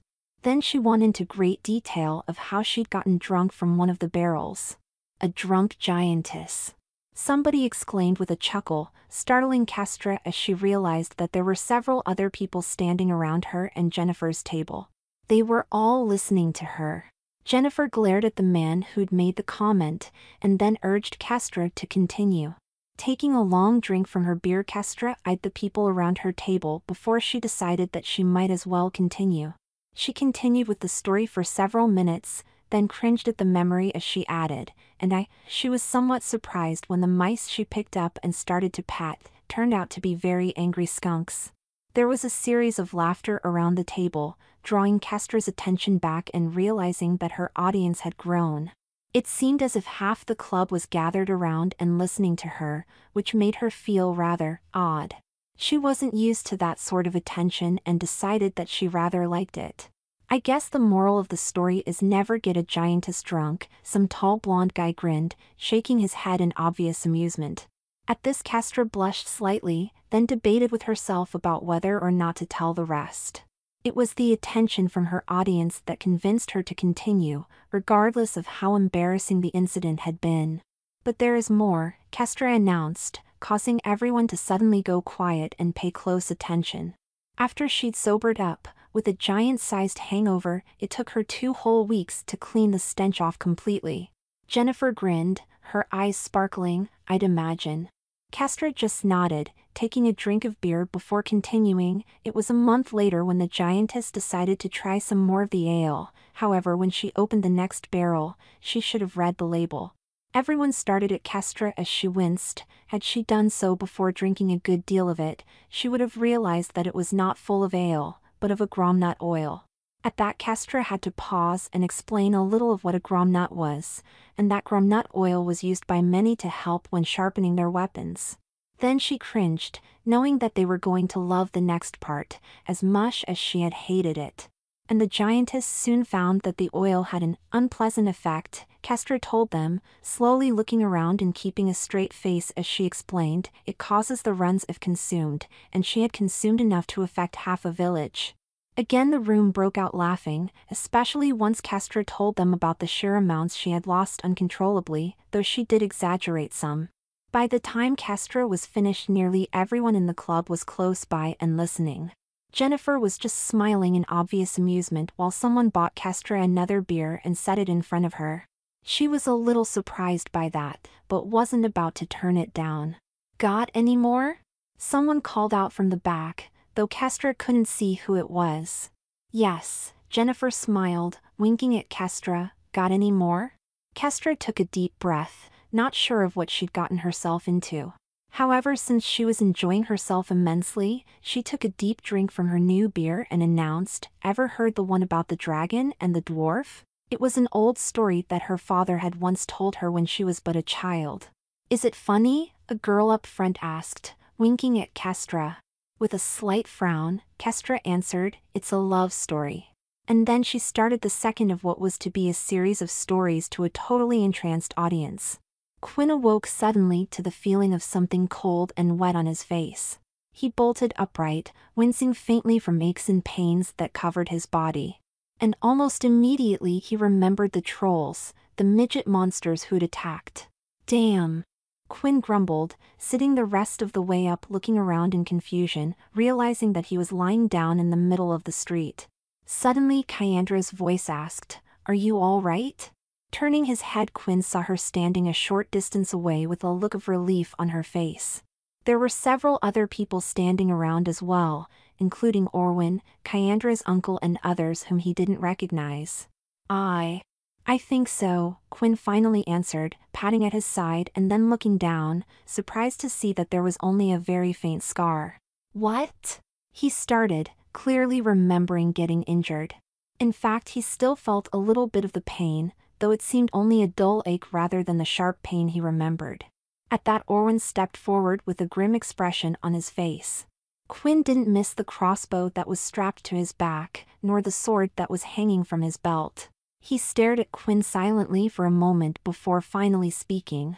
I thank you for helping us with the bandits." Quinn was a little startled at that, even more so when Orwin gave him a faint smile. No problem," Quinn responded slowly, then looked at Kyandra curiously. "I thought I was hurt." Kyandra moved next to Quinn and put a hand on his leg. "You were." Then she turned her head and gestured to another man who was standing there. He looked to be in his mid-30s, with black hair and a leather bag held in his hands. "But Krosh helped you get better. He's a healer." "A healer?" Quinn repeated, guessing that it was something like a primitive doctor. Then again he ran a finger over the very fine scar, knowing that no doctor could fix things like that. "Yes ma'am, the healer," Krosh answered, bowing his head slightly. "They say that you are a visitor." He gave Quinn an odd, curious look at that. Kyandra broke in, "Healers are low-powered mages who heal the sick and injured." She gestured at Krosh again, adding, "Krosh healed all of your wounds." Krosh gave another faint bow at that, and an embarrassed look. Quinn was a little startled at that, and relieved when he thought about how much those cuts had hurt. All that he felt now was a shadow of that pain, and a bunch of aching muscles. "Thanks," he told Krosh with genuine gratitude. "'Twas nothing," Krosh muttered quietly, looking embarrassed. Then Quinn looked around, startled to realize that there were a number of people close by, all watching him. A number of them wore bandages and looked injured or at least tired, though quite a few of those were smiling or looking satisfied. Suddenly the crowd surprised Quinn even more by bursting into cheers. All he could do was look around in confusion, half expecting some sort of trap or cruel track. However, they showed no sign of that, only of excitement. Noticing Quinn's confusion, Kyandra exclaimed, "You drove the trolls away and saved the town." We are all grateful." Quinn was too startled by that pronouncement to speak. All he could do was stare at all the people around him with his mouth open. Just a short while earlier they'd wanted to hide from him, but now they were actually cheering him. Just as Quinn started to regain his composure, a woman whom he'd seen before stepped out in front of him, gently pushing a little girl in front of her. It took him a moment to recognize the girl as Gwyneth, and the woman as her mother. "Thank you," the mother blurted out, "thank you, oh so much for saving my Gwyneth." There were tears in her eyes at that. Gwyneth smiled up at Quinn shyly, waving her hand before disappearing behind her mother's leg. He couldn't resist smiling back. I don't know what to say," Quinn finally said, still feeling a little confused. Kyandra's uncle grinned and stepped forward. "I've already met me niece," he gestured to her, adding, "and me barn." Quinn nodded. "Thanks for letting me sleep there." "It be me pleasure," Kyandra's uncle chuckled, "not like I use that one much." "But how do you feel?" Quinn was silent for a moment, thinking about all of his sore muscles. However, when he answered, he only said, "Hungry." A minute later, Quinn found a large amount of food placed in front of him. With a quick and heartfelt thanks, he started in, eager to fill his giant appetite. Still, as hungry as he was, he felt a little uncomfortable eating in front of so many people, but he didn't let that stop him. There was a loud burst of yelling that snapped Kastra out of her sleep, making her instantly gasp and clutch her head, half sure that it was going to explode. She closed her eyes, remembering the sensation very clearly and cursing whatever god had created such a thing as a hangover. With a wince, Kastra slowly sat up in bed, trying to make sure her head didn't fall, or that she didn't empty her stomach. At the moment, both seemed like definite possibilities. It was made even worse by the sound that she could hear a short distance away, the sound of people arguing outside the room, though fortunately going further away. Bright dressed as. Kastra swore, hoping that the goddess of light and healing would take pity on her. Then as Kastra slowly looked for the edge of the bed, she paused, noticing for the first time that there was something in it with her. No, she corrected herself, someone. Kastra gasped, who? Just as she recognized Jennifer's face. Her eyes went wide at that, then even more so when she remembered the night before. No. Though her head pounded from the effort, Kastra remembered the drinking, the storytelling, the attention, and the drinking. Her stomach heaved at the thought and she closed her eyes for a moment, only vaguely remembering that she had gone home with Jennifer afterwards and they had. Oh my! Kastra squeaked out, unable to believe that she'd actually done that with another woman, and a human woman at that. Then Kastra climbed out of the bed, feeling too sick to think too much about the night before. At the moment she had far more urgent business, such as relieving herself and getting the room to stop spinning. She was extremely thankful for the convenience of the other room's magical chamber pot. When Kastra came out several minutes later, she was startled to find herself staring at Jennifer, who was standing in the middle of the room, wearing a white robe and looking somewhat ill herself. For a moment both of them stood there, staring at each other in uncomfortable silence. Finally Jennifer gave a weak smile and announced, "I'll get breakfast." And with that she went into the kitchen, not saying a word as she went about her preparations. Breakfast was a silent affair with neither Kastra nor Jennifer saying anything and only occasionally giving each other quick, embarrassed glances. It was obvious that Jennifer was somewhat uncomfortable with the previous night's activities as well. Afterwards Kastra quickly finished putting her clothes on and said goodbye to Jennifer. It was a quick and uncomfortable goodbye on both of their parts, with little sentimentality as Kastra left Jennifer's apartment and rushed down the hall back to her hosts.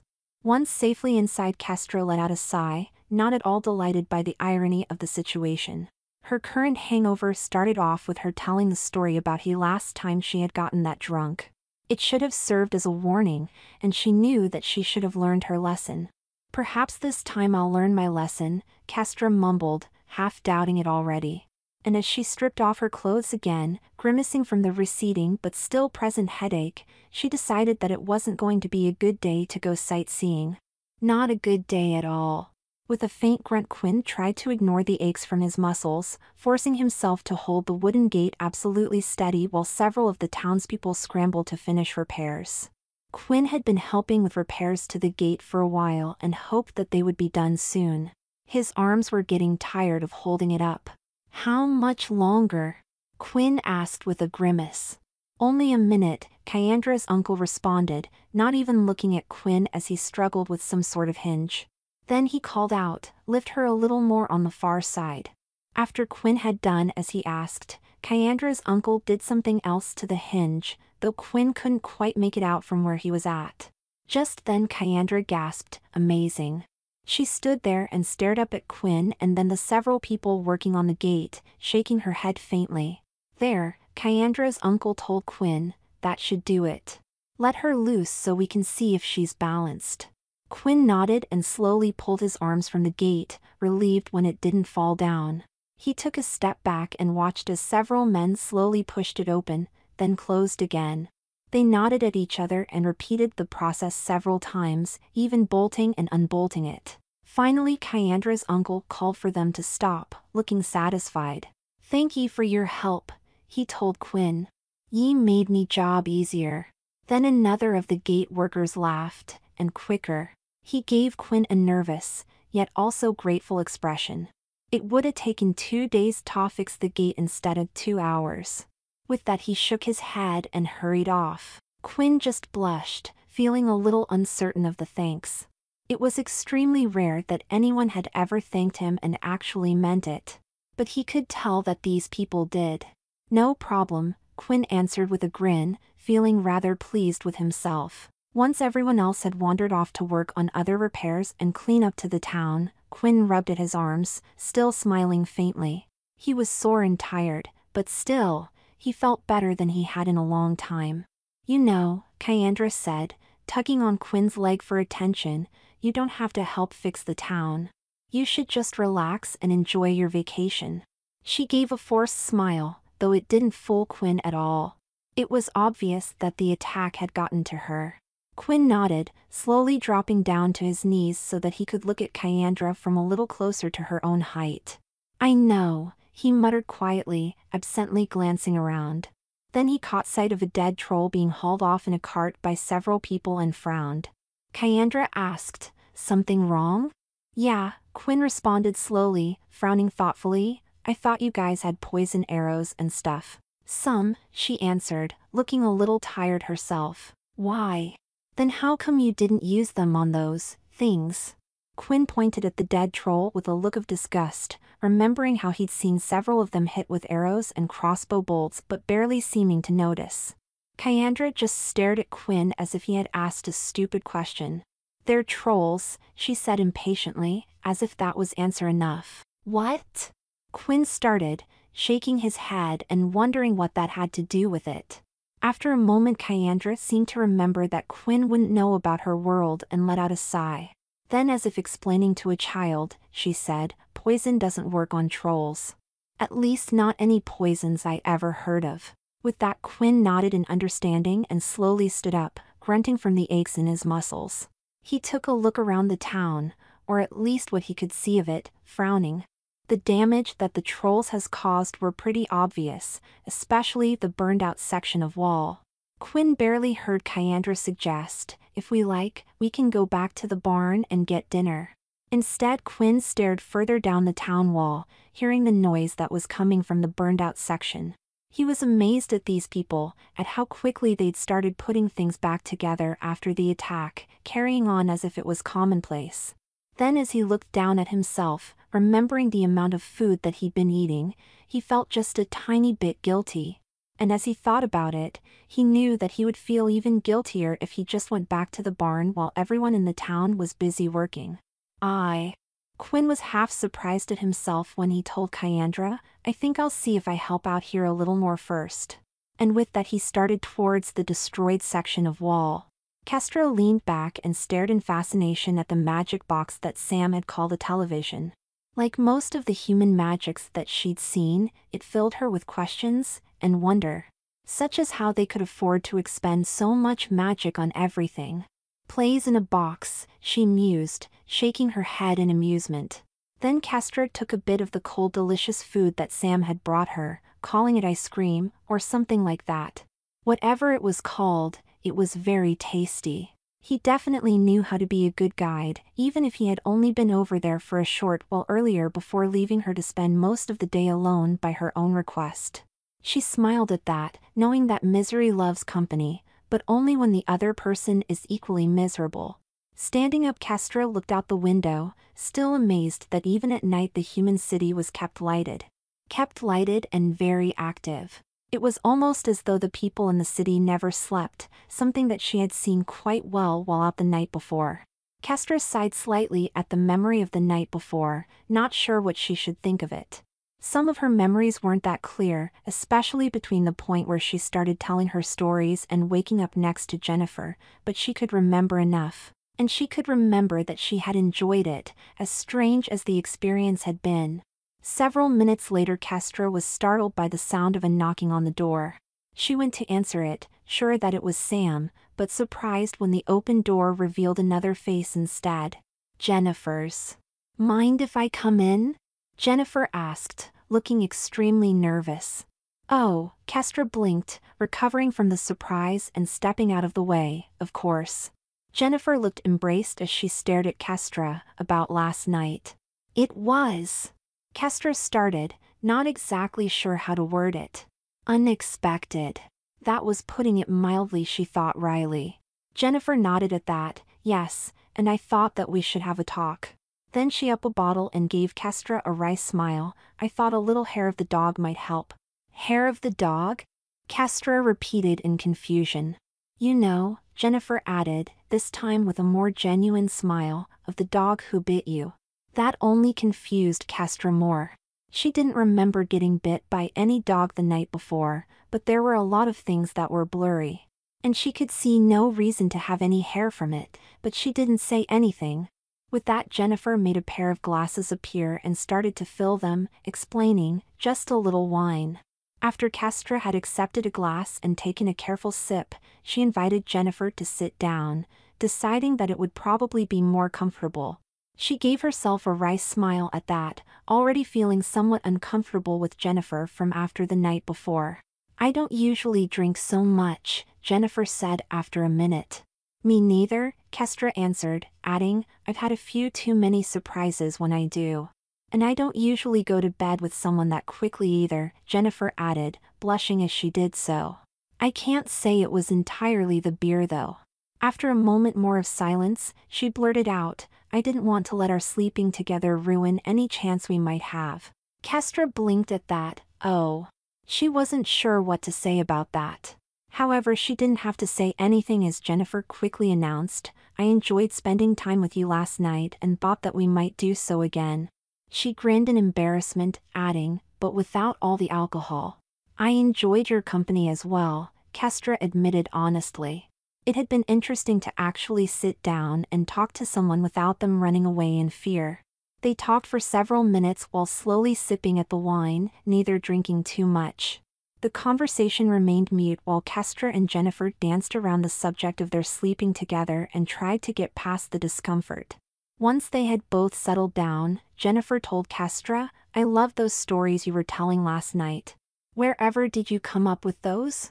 Kastra grinned, here and there.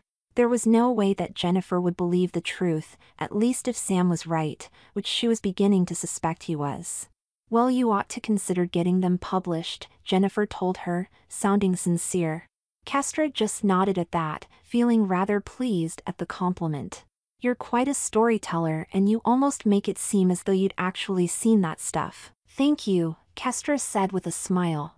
Then Jennifer abruptly changed subjects, so, Kastra is kind of an unusual name.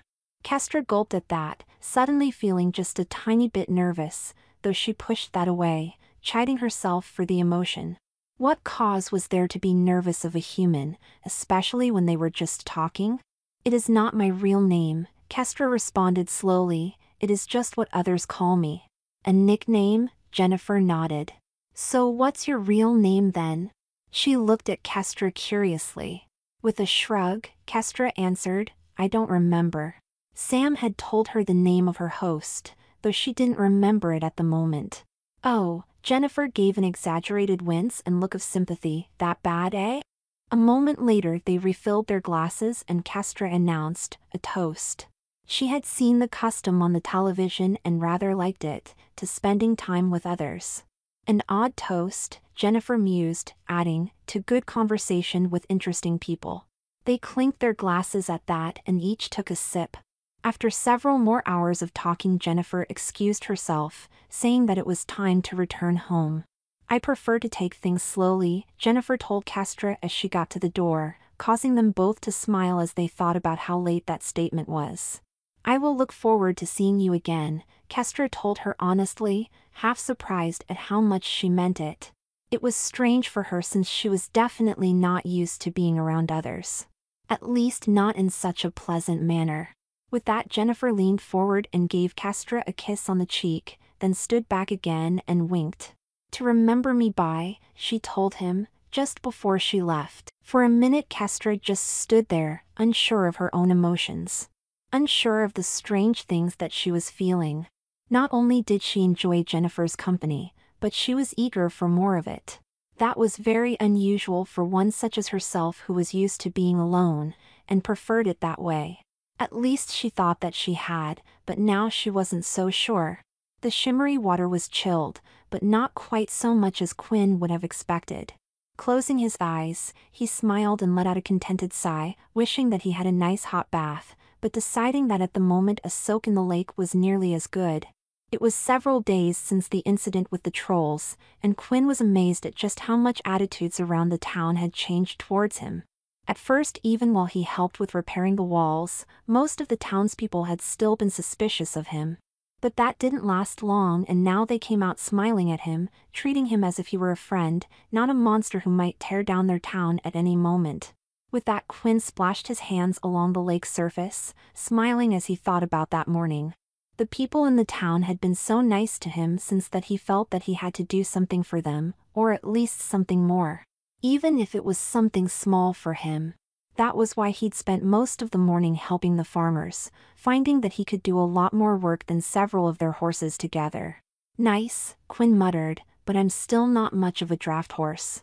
Still, he smiled, feeling pleased that he'd been able to be helpful and actually appreciated. Quinn nodded towards Kastra on the shore, then took another look around himself, absently scuffling his feet along the sandy lake bottom. He was still amazed at what his guide had called the Golden Lake. The name was very appropriate as the water actually looked like liquid gold from a distance, though Quinn couldn't quite figure out why. Shaking his head, Quinn splashed in the water a little, so strange, so beautiful. For a moment he remained where he was, taking turns looking between the Golden Lake and his own body, or at least what he could see through the water. The sight of breasts on his chest, as well as their feel, was still very strange, and though he was reluctant to admit it, a little erotic as well.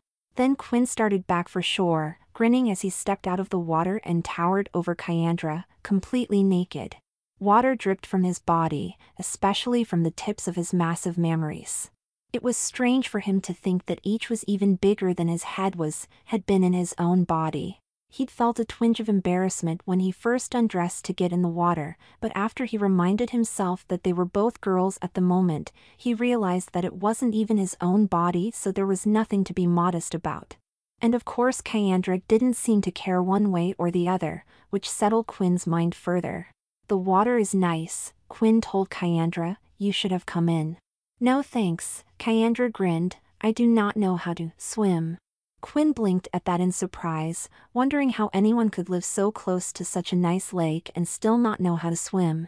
"I'll teach you," Quinn told her after a minute. Kastra looked a little embarrassed. "Thank you.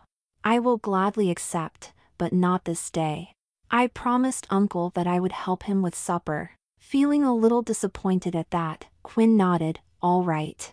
Just let me get dressed." With that he started for his clothes, wishing that he actually had a towel large enough for his body. Unfortunately though, there didn't seem to be anything around, so he had to let the sun dry him, and get into his clothes while still wet. Once Quinn had finished getting his clothes back on, he grinned down at Kastra. "Want a piggyback ride?" He couldn't help asking since she looked as small as a child to him. Kastra just looked a little confused at that. "Piggyback?" She shook her head. "I will be riding horseback." Then she called, "Carrot," attracting her horse's attention. A minute later they started back towards the town, with Quinn looking down in amusement. It still amazed him that a horse looked closer to the size of a large dog, and that an adult human only looked about the same size as a little kid. He didn't think that he could ever get used to something like that, but at least it was interesting. Better than boredom, he muttered to himself. A hell of a lot better. It didn't take long before they got past the trees into the part of the valley where the farmers were working the field. And even from a distance Quinn could see a group of men gathered around with several horses, though he couldn't make out what they were doing until he and Kastra got closer. "'Tis the giant," one of the men called out once Quinn was close enough to see them all. He looked up at Quinn nervously, though he made no move to run. Then another of the man nodded. "'Twas my sister's child that ye saved," he smiled. "Ye have me thanks." The other three men all relaxed at that. "What is going on?" Kyandra asked curiously. Quinn just stared into the large hole that the men were standing in front of, seeing a large rock in the middle of it. A moment later the men confirmed that they were trying to remove it, already having tried with heavy ropes, several chains and a pair of horses. "Maybe I can help," Quinn offered, bending down for a better look. The man who claimed that Gwyneth was his niece grinned. "It would be greatly appreciated." With that, Quinn climbed into the hole that the men had dug around the rock and grimaced, beginning to question if he could move it. From that position, it was a lot bigger than it looked from above. Still, he tried to lift Rock, the small boulder, to push it up the side of the hole. And though the rock moved several inches, it quickly became obvious to Quinn that he wasn't going to succeed. "Damn," he spat, "that bastard is heavy." "Mayhap if you lift along with the horses," one of the other men suggested, acting almost as though Quinn was one of his normal co-workers. "Good idea," Quinn agreed. However, even after the horses and all the men pulled on the chains while Quinn struggled with the rock, it only moved several more inches, showing no sign of actually coming out of the hole. After attempting that for over half an hour, they gave up in disgust. "'Tis too large," one of the men grumbled, "even for one of your size." Kyandra suddenly exclaimed, "Uncle is waiting. I have to get back." She turned to Quinn, an expectant look on her face. However, he just glared at the rock, beginning to hate it. "You go ahead," he told her, "I can catch up when we're done here." Kyandra seemed a little surprised at that. "Are you sure?" Then she asked, "Do you know the way back?" Quinn just nodded. "Yeah, I'll be fine." Still, Kyandra didn't seem convinced. At least not at first, though. Several minutes she was on her way again while Quinn remained behind staring at the boulder in determination. Finally, Quinn shook his head. "I think we're going about this all wrong." At the questioning looks, he said, "Work smarter, not harder." "What mean ye?" Gwyneth's uncle asked. Quinn wasn't completely sure of that himself. At least not yet. "Do you have any dynamite or explosives?" At their blank looks, he muttered, "Guess not." And the rock did look too sturdy to break up into smaller bits very easily. Not without some good tools that he didn't see around. Maybe dig a ramp or use a lever. After several more seconds, something suddenly dawned on Quinn. "You guys want to clear this out so you can plant, whatever." At their nods, and expressions that hinted that they thought the question stupid, Quinn asked, "How deep do you guys need to dig, or whatever?" "A good foot or two," Gwyneth's uncle answered after a moment, scratching his scraggly beard. "Okay." Quinn mused, staring at the rock in the hole, seeing that at least 6 inches of it was above the ground. Suddenly he announced, "I've got it." "Why try lifting the rock and fighting gravity when we can use it instead?" One of the men, a balding man with a brown beard, demanded. "What do ye speak of?" He scratched his head as he looked up at Quinn in confusion.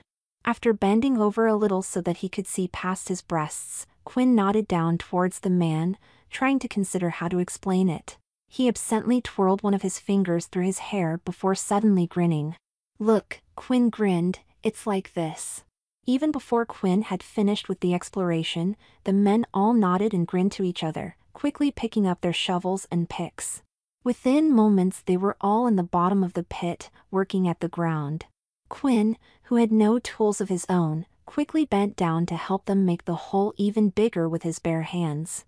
It didn't take long before they'd excavated the hole where Quinn wanted to his satisfaction, especially with his large hands pulling the dirt away just as quickly as the workers dug it loose.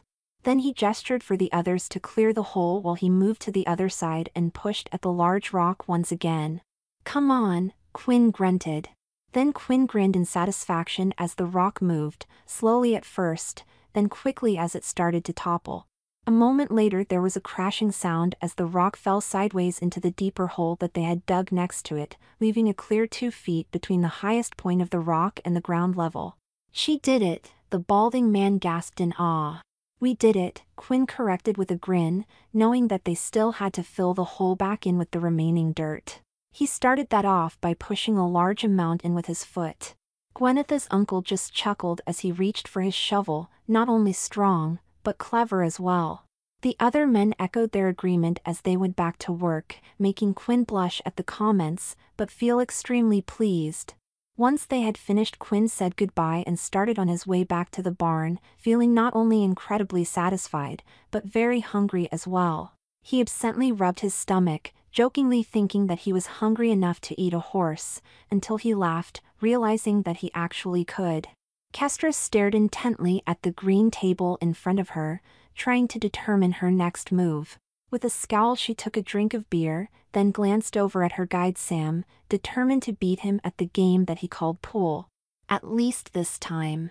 Well, Sam grinned, you going, man, or what? With a snort Kastra snapped, in a moment.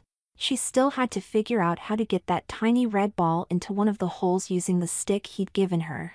It was definitely a challenging game and she had yet to beat Sam. But she wasn't going to rest until she did. I think I have it. And with that Kastra took her shot, missing the target hole by several inches and knocking one of Sam's balls closer to a hole in the process. You're getting better, Sam grinned, bending over and taking a shot, easily knocking his target ball into the hole. You just need a little practice. Kastra just nodded, not feeling much better. It had been several hours since Sam had brought her to the bar and introduced her to pool.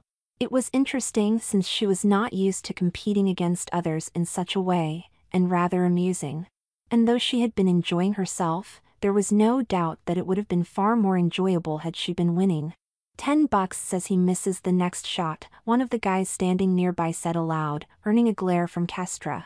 He just laughed at that. Hey man, I was just kidding. Hey, Sam added with a grin of his own, I'll take you up on that bet. There were several chuckles around the table, but Kastra tried to put them out of her mind and focus at the task at hand. There were definite downsides to being around people, she decided, though she smiled faintly at the thought, knowing that sometimes challenges could prove the most interesting. And with that she took her shot, grinning triumphantly as the ball she was aiming for went in. Damn, Sam grumbled, handing some money to the other guy, you choose now to get better. Kastra just grinned smugly at that. By the time Sam had finished winning that game and they were firmly in the middle of another, they were talking quite cheerfully with the gambler, whose name Kastra learned was Mitch, as well as several of Mitch's friends at the next table. Kastra was somewhat curious as to their boisterous attitudes, but suspected that much of it was due to the beer. So, Mitch asked, glancing over at Kastra and Sam, who do you think will win tomorrow? Win? Kastra asked, wondering what he meant. You know, Mitch added, the Giants or the Bears? Kastra just stared at Mitch as though he were stupid. Giants, of course, she halfway spat, wondering how anyone could ask such a stupid question. Then she added with a smirk, Giants always win. Mitch shook his head, giving a mock disappointed look, a Giants fan. Then he grinned and asked, care to make a bet? Sam grinned at that, sure thing. Then he grinned at Kastra, wanna come back here tomorrow night for the game? She shook her head, wondering what kind of a game they could have between Bears and Giants, especially when she didn't think that Giants even existed there. And since humans weren't supposed to believe her kind even existed, she was even more confused by the question and decided to ask Sam about it later. No, she finally told Sam, glancing at Mitch and his friends, I have other plans. Sam just nodded, looking at Kastra with a slightly worried expression. However, he didn't say anything, just gesturing for her to get back to the game. A minute later Kastra excused herself to go to the bathroom, reminding herself to use the one for men. Sam had made that very clear earlier, though it amused her that humans actually had separate places for men and women to relieve themselves. It was just another curiosity about their behavior that she had to add to the rest. Once she had finished relieving herself, Kastra started back towards the pool table, absently thinking how strange it was to urinate that way. Even after several days as a man, it still startled her when she did that.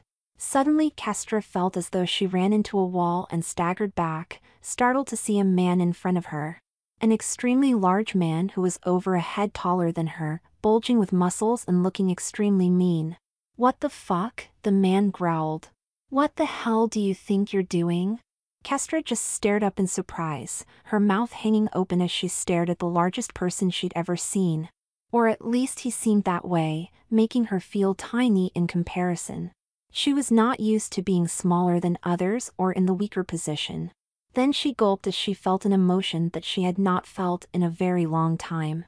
Not since she'd run into that dragon years ago. It was fear. With a snarl, the man grunted, "Keep the hell out of my way." And with that he shoved Kastra, not even using his full strength, as she sprawled backwards and into the nearby wall. Kastra got to her feet, clenching her hands angrily, not sure whether she was angry at the huge man or herself for being afraid.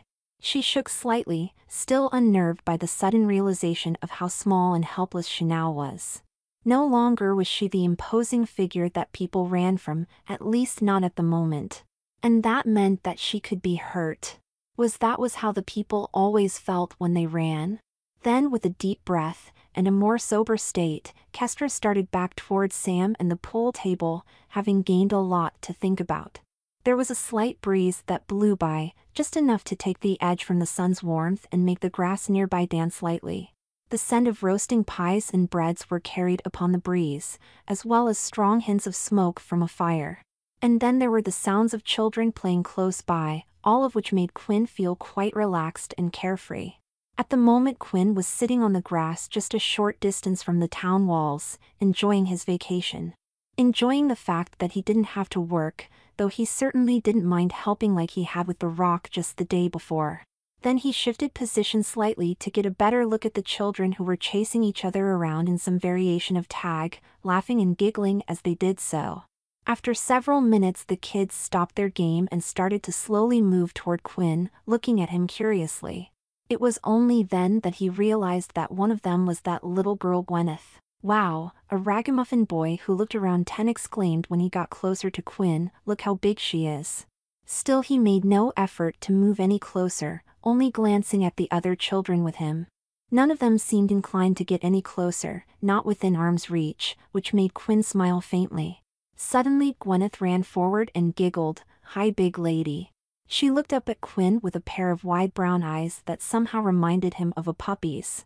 "Hello," Quinn smiled back gently, bending down a little so that he was a little closer to her level. "How are you today, Gwen?" Gwyneth brightened at that. "Fine." Then she grinned back at her friends and bragged, "She knows my name." A moment later she ran towards Quinn and surprised him by throwing her arms around his leg and giving it a hug. Quinn wasn't sure how to react to Gwyneth's hug, so he just gave her a gentle pat on the back. And as he did so, Quinn noticed that the other kids were coming closer, seeing that he wasn't going to hurt them. Then the oldest one, the 10-year-old who'd first commented about his size, looked up at Quinn with an expression of mixed awe and curiosity, as well as defiance. "My daddy says that you ate one of the mean trolls." Nearly choking at that, Quinn responded with a grin, "No, I don't eat trolls." And then with a wink to show that he was joking, he added, "Just naughty children." The kids all giggled at that, none of them taking him seriously. Instead they came even closer and started to touch him. It was almost as if they were daring each other, trying to prove how brave they were. But none of them seemed afraid of Quinn, especially after several minutes. "How did you get so big?" one girl asked in awe. "Did you really fight all of those trolls?" one of the boys asked. Then a 7-year-old girl with reddish hair and pigtails exclaimed, "I bet you're really, really strong." All of the others nodded at that, all except for the oldest boy who retorted, "I bet my daddy's stronger than her. After all, she's just a girl." Quinn nearly laughed at that. "Just a girl," he repeated, looking down at himself and staring at his breasts. "I guess you're right." It still amazed him at that. "But can your daddy do this?" And with that Quinn reached over and picked up a large rock that was nearly as big as Gwyneth was. All of the kids stared at that, even more so when he easily tossed it to the side. Then they burst into excited chatter, most of which he couldn't quite make out. Suddenly the pigtailed girl demanded, "Pick me up." "No, me," another burst out excitedly. "I don't know." Quinn started, then shook his head. "Why not?" A moment later Quinn gently picked up the pigtailed girl and lifted her into the air, smiling as she giggled and gasped in excitement. Then he stood up, lifting her even higher into the air, much to her delight, as well as the others below. "My turn!" they each cried out when Quinn set the girl back down. Quinn carefully lifted the next, giving them each a turn but being extremely careful with them as he did so. They were so small that it took almost no effort to do so, which only impressed them even more. "And this is called an airplane ride," Quinn started, holding one and moving her around in the air. "Hang on." Once Quinn had finished with the rides and sat back down, he quickly found himself in the role of a jungle gym as the children started to climb on him. He laughed, amazed at just how amusing it was just to play with little kids. Then Quinn heard another laugh, an adult laugh. He looked over and blushed in embarrassment to see Kastra standing there with her arms crossed and a bit of a smirk on her face. "You seem to get along with them rather well," she commented. "Yeah," Quinn admitted with a grin, "they do look up to me." Kastra just shook her head at that, making Quinn grin even more. It appeared that the power of bad puns transcended dimensions. "So what's up?" Quinn asked, beginning to move the kids off of him. "No need for that," Kastra gestured for Quinn to remain where he was. "I was just checking on how you wear." She looked back towards the wall and nodded towards someone there, then told Quinn, "You can stay here and keep the kids occupied. I have something that I need to take care of." Quinn shrugged, shifting one of the kids and smiling, "Sure." He had absolutely no problem playing babysitter, especially since he was having the time of his life. "See you later then." And then Kastra said a quick, "See you later," as she hurried off back towards the town gate and the several people standing there. However, Quinn barely noticed Kastra leaving as one of the kids tugged on his hair, demanding that he return all his attention towards them. With an exaggerated sigh, Quinn did just that, amused at the fact that he was actually having fun playing with kids.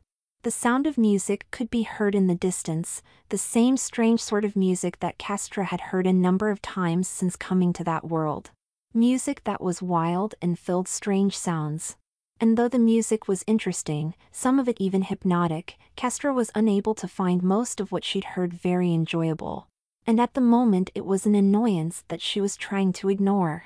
Kastra glanced over at Jennifer and smiled as they walked down the hall of the apartment building, having just returned from dinner and entertainment, what Sam had called a date. In fact, they had spent most of the day together, having gone to the zoo earlier, and then to dinner and dancing, with Kastra thoroughly enjoying all of it. "Such strange creatures," Kastra commented casually as they reached the door to Jennifer's apartment.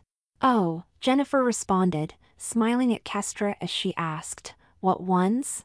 With shrug, Kastra answered, "Humans." Jennifer just laughed. "Come on, I know you were interested in the zoo.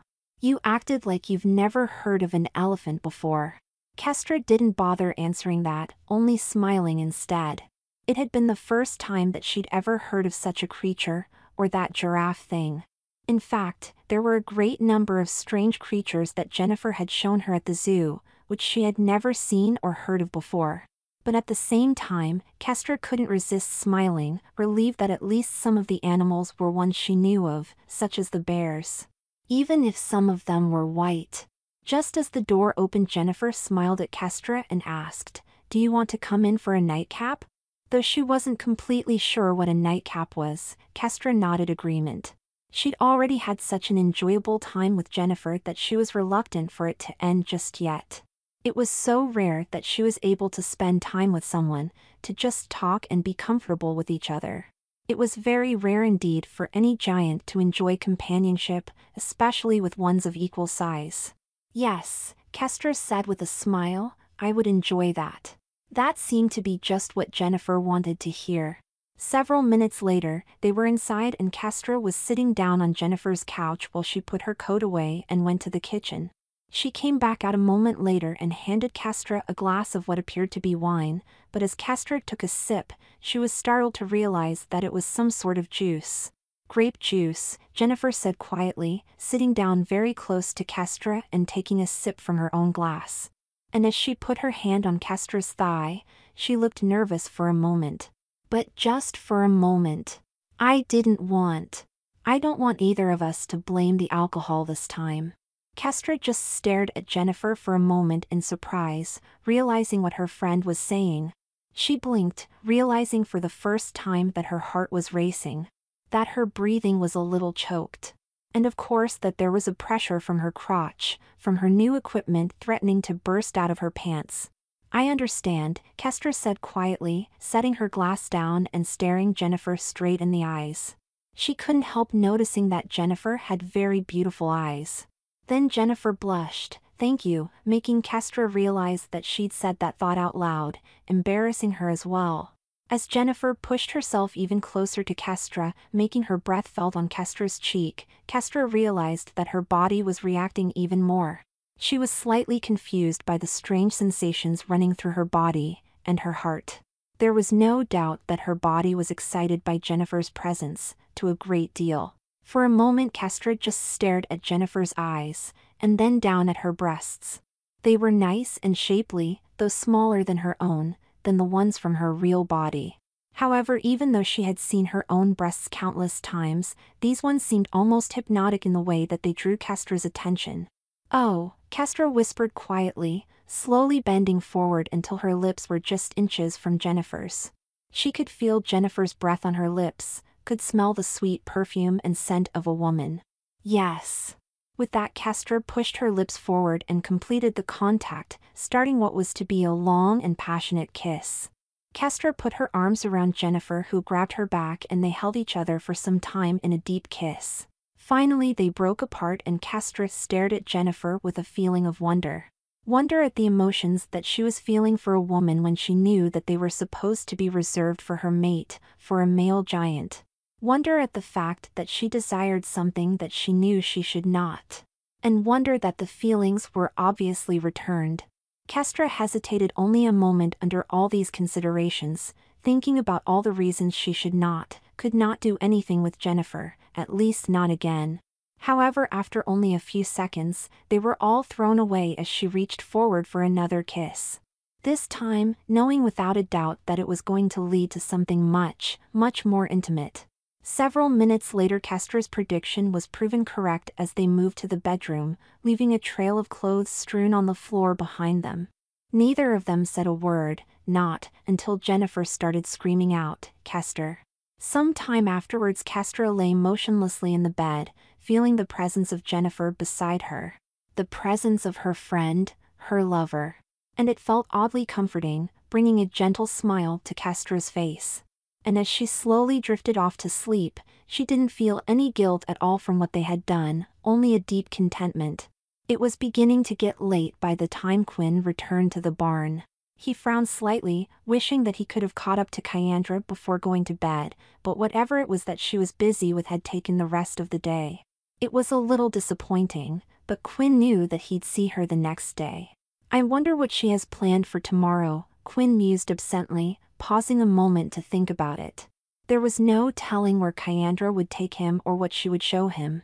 He'd already seen more than he could have imagined possible on his vacation and knew without a doubt that there was plenty more to see. Should be interesting at least. Then Quinn thought about what had happened earlier during that day, smiling at the memory. Whoever would have thought that he would have been a babysitter for a whole town, at least for one day. And what was more, he had enjoyed it, liking the way those kids had actually wanted to play with him. It had actually made him feel wanted, needed. Shaking his head slightly, Quinn sighed, a first time for everything. After a moment Quinn opened the barn door and crouched down to enter, stopping in surprise when he saw that there were already people in the barn, lots of them. And Kastra stood in front, with Orwin, her uncle and several others standing nearby, including Krosh and Gwyneth's mother. "Surprise!" Kastra called out with a mischievous expression. Quinn gasped, "What?" In confusion, definitely surprised. "I thought you might be," Kastra commented with a grin. Then Orwin took a step forward, bowing his head slightly and looking embarrassed. "I come to apologize for my earlier mistrust. You have done nothing but good for us since you came to visit." "Thanks," Quinn responded, feeling a little startled, "but I think I can understand why."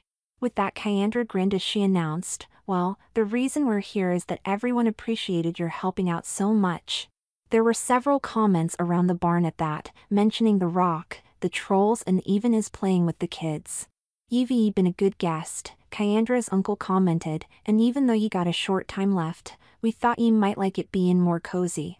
Kyandra grinned up at Quinn, then gave a glance at her uncle before gesturing behind her. At that, several of the men in the back pulled a tarp off of the bed that Quinn had been using, revealing a new mattress beneath. "We know you're not going to be here much longer," Kyandra quickly told Quinn, "but we thought that you might sleep a little better in that time if you had a more comfortable mattress." She grinned. "I know that you complained about the other one a few times, so some of us got together and made a new one for you." Quinn just stared at the mattress in shock, then at Kyandra, something catching in his throat. Feeling nervous, he moved over to the new mattress and gently put his hand on it, pushing down. It felt so soft compared to the previous one. Almost just like a real mattress. "Oh my," Quinn whispered, slowly turning from the mattress and looking around at the people in the barn. "I think that she likes it," Orwin told Kyandra quietly. "Our mattress makers aren't used to making anything that big," Kyandra said apologetically. "I hope it's soft enough." All Quinn could do was nod his head, still in a complete daze. There was little doubt that there was a lot of effort put into the mattress, and the sturdy bed frame that seemed to come with it. They had actually done all that, just for him. It was shocking, almost beyond belief. "You guys did that for me?" Quinn gasped quietly. No one had ever done anything like that for Quinn in his entire life, at least not as long as he could remember. He'd never had anyone go through that kind of trouble, go through that kind of effort to try making him happy. Not even for Christmas when he was a kid. "Quinn?" Kyandra asked carefully, looking worried. "Are you all right?" For a moment he just stared at her, and then the smiling people around him, people who had previously looked at him as though he were some sort of monster but now were all smiling, looking at him as if he were one of them. As if he were a friend or member of their family. I. Quinn's voice was shaky as he collapsed to the ground. "I've never been better." With that, Quinn smiled at them all, feeling overwhelmed by the surprise of it all. "Thank you," he finally said, his voice so quiet that most of them had to strain to hear it. "Thank you so much." However, it wasn't just for the bed and mattress that Quinn was thanking them. Instead, it was for something far more important. It was for the reason that they'd given them to him. For what they symbolized. And then all Quinn could think to do was reach out and grab a surprised Kyandra in a hug, tears of joy streaming down his cheeks. Quinn sat up in his bed with a smile, patting it gently and fighting the urge to go back to sleep. It had been the best night's sleep that he'd had in a long time, longer than he could remember. The new mattress was even better than the one up in the giant's house, as well as the one back in his own apartment. However, he knew that it had been more than just the mattress. "Let's see," Quinn mused, looking down at his naked body with a wry grin. It was still a little odd to see a woman's body whenever he looked down, but not nearly as strange as it had been. "Yep, they're still there." With that, Quinn ran a hand over his breasts, smiling faintly as he did so. It was almost erotic to touch his own breasts, then he changed his mind and decided that there was no almost to it. It was erotic, and enough to get him a little turned on.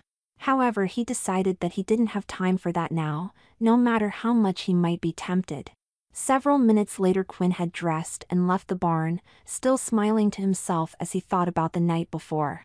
Not about the sleep, but about the part. About the people gathering to give him something that they'd gone through so much effort to make. And just for him. "For me," Quinn whispered, shaking his head in disbelief. He stood outside the barn for several minutes, doing nothing except slowly looking around and breathing in the fresh air. For a moment he considered waiting around for Kyandra, knowing that she would come by sooner or later. After all, she had mentioned wanting to take Quinn up to see where a flock of golden geese supposedly nested. However, Quinn decided against waiting, at least for now. And with that he started off towards the town. While he was walking, Quinn noticed a group of men in the distance, though what they were up to he couldn't make out. Then he curiously started towards them, absently wondering if maybe they were just trying to get out another rock. He smiled at that, flexing one of his arms and deciding that if they were, he might be of some help. In an odd way, he almost hoped that they were. But as Quinn got closer to the group, he could make out several things. That there were 5 of them, that they seemed to be armed with spears, and that there was something else that they were circling and backing away from. Holy shit, Quinn gasped as he got even closer, drawing the attention of the men as he stared at the thing they were facing. The creature was larger, though not quite the size of a horse, having a cat-like body. Closer to the body of a lion, with a tannish color. However, the front legs were scaled and clawed, while a pair of feathery wings sprouted from its shoulders. And even stranger than that was the creature's head, which looked very bird-like and extremely pissed. As he saw it, one word sprang to mind: Griffin. Careful, Orwin growled out. It wasn't until then that Quinn realized that he was one of the group. He barely gave a glance back at Quinn as he warned, "The Griffin is injured, making it more dangerous." Quinn nodded, even though they couldn't see it. Then he noticed the wing, which was bent slightly, and the streak of blood down its side, not to mention what seemed to be a nasty gash the blood was coming from. "It be lookin' ta cause trouble," one of the men growled back as explanation, "caught air startin' for town." Orwin moved forward slightly, holding his spear out as if to push the Griffin back. It just let out a cry that sounded unlike anything Quinn had ever heard. It was sort of a cross between a growl and a bird's cry. Then it lashed out with its claws, knocking the spear out of Orwin's hands and causing him to jump back. "Something injured it," Orwin growled, glancing at Quinn again, "and now it is in a spiteful mood, ready to attack anyone it happens across. It must be slain before it hurts anyone." Quinn just stared at the creature nervously, thinking that in spite of its small size, at least compared to him, its claws and beak still looked rather nasty. "Slay it," he repeated slowly, actually feeling a little sympathetic to the Griffin. After all, it was hurt and probably pretty scared as well. One of the other men snorted sarcastically, lest he have a better idea. Almost as if on cue, the Griffin lashed out forward with its claws, though the men's spears pushed it back again. It let out another howl while crouching down, looking as though it were about to pounce. The men all grimaced and shifted positions, trying to find a way forward, though the creature seemed wary and good at avoiding their spears. Then Quinn frowned. "I think I just might." And before anyone could say anything, Quinn lunged forward and grabbed hold of the Griffin by the scruff of its neck, pulling it back. Wings flapped uselessly against his arm while he snaked his other hand underneath and latched it around the claws. "I've got it," Quinn grunted, picking the Griffin up and holding it just like he had the neighbor's cat when he was a kid. A cat that absolutely loved to scratch and bite, making him learn very quickly how to hold it to avoid all of those. Just like a big old putty tat. "Bracca." Orwin gasped, staring up at Quinn with a look of shock on his face. "She caught the flamin' beastie." Another of the men gasped. Orwin shook his head, smiling faintly, though he tried unsuccessfully to hide it. "Impressive," he admitted, "but what are you going to do with it since you seem to have little inclination to slay it?" Quinn just grinned, holding the Griffin firmly. "We have Crosh heal it, then we let it go. Since it won't be hurt anymore, it won't have any reason to stick around and will fly off." He grinned proudly. "Everyone's happy and there's no need to kill it." Orwin just shook his head faintly, as if thinking that Quinn was doing something foolish but unwilling to say so. At the same time, he seemed vaguely amused by Quinn's unique method of handling the Griffin and was humoring him. Just as they started on their way to find Crosh, Orwin looked around, with one of the other men asking, "What's wrong?" "Something injured the Griffin," Orwin told them all with a grim expression, "and I would like to know what, and if it presents a danger." That was a chilling thought, especially with the Griffin blood dripping down Quinn's arm. Several minutes later, Orwin called for a stop, holding up his arm and pointing. "Look!" Quinn looked to where Orwin was pointing, and running towards, finally seeing what Orwin had noticed, just as the man yelled, "Trolls!" Some distance away were a group of trolls, only 3 of them, but all of them were armed. They looked like some of the same troll bandits who'd attacked the town earlier, and nasty looking at that.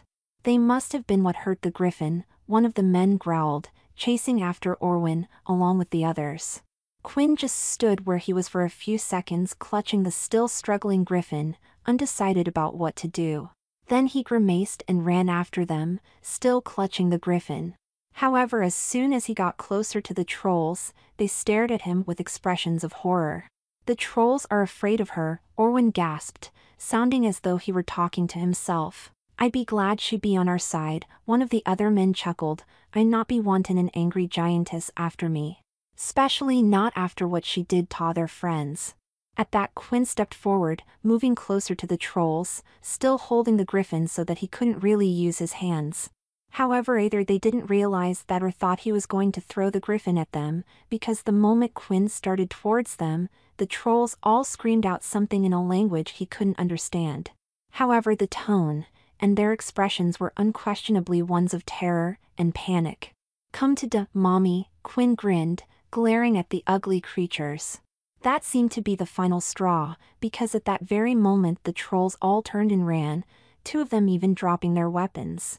They screamed in panic as they bolted off as if the very demons from hell were after them, though Quinn and all of the men remained where they were, staring at the fleeing trolls in amazement.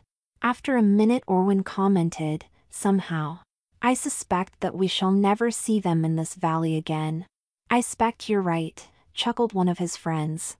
Then Orwin looked up at Quinn with a broad grin, gently putting one of his hands on Quinn's leg. "Very well done, Lady Quinn."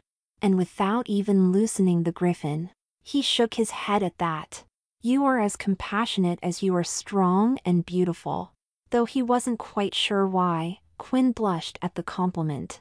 "Now let's hurry and get this beastie to the healer," Orwin told Quinn with a gentle smile. And with that he started off, leaving Quinn and the others to follow. It was late in the morning as Kastra sat in a chair by the window, staring out of it thoughtfully. The people below went about their business, looking even smaller than they had from her real body.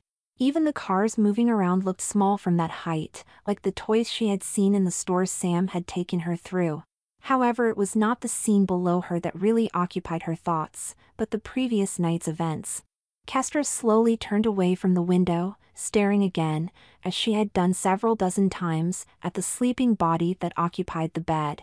The very same bed that she had woken up from herself just a short while earlier, and the very same bed that she had shared with Jennifer. With a faint, almost imperceptible shake of her head, Kastra whispered, "Unbelievable." Still, as she stared at Jennifer's still sleeping body, Kastra smiled, almost dreamily as she thought about the day before.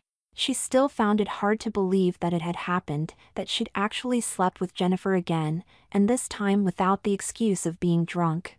And even though it left her a little uncertain, Kastra didn't regret it. For a moment Kastra was tempted to wake Jennifer up, smiling as she thought of an interesting and enjoyable way to do so.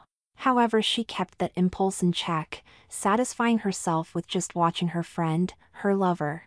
As Kastra thought about the previous day's events, she smiled pleasantly, feeling a warmth inside. Feeling oddly enough, whole. Almost as though she had been missing something her entire life and had never even noticed it. Not until she happened to find what that something was. A something that she still wasn't sure what it was. "Jennifer," Kastra whispered, realizing that the woman in the bed held the answer. Kastra stared at Jennifer in the bed again, licking her lips faintly, amused by the reaction of her new anatomy. And even more so, the strange feelings that she felt inside when she not only looked at Jennifer, but thought about her.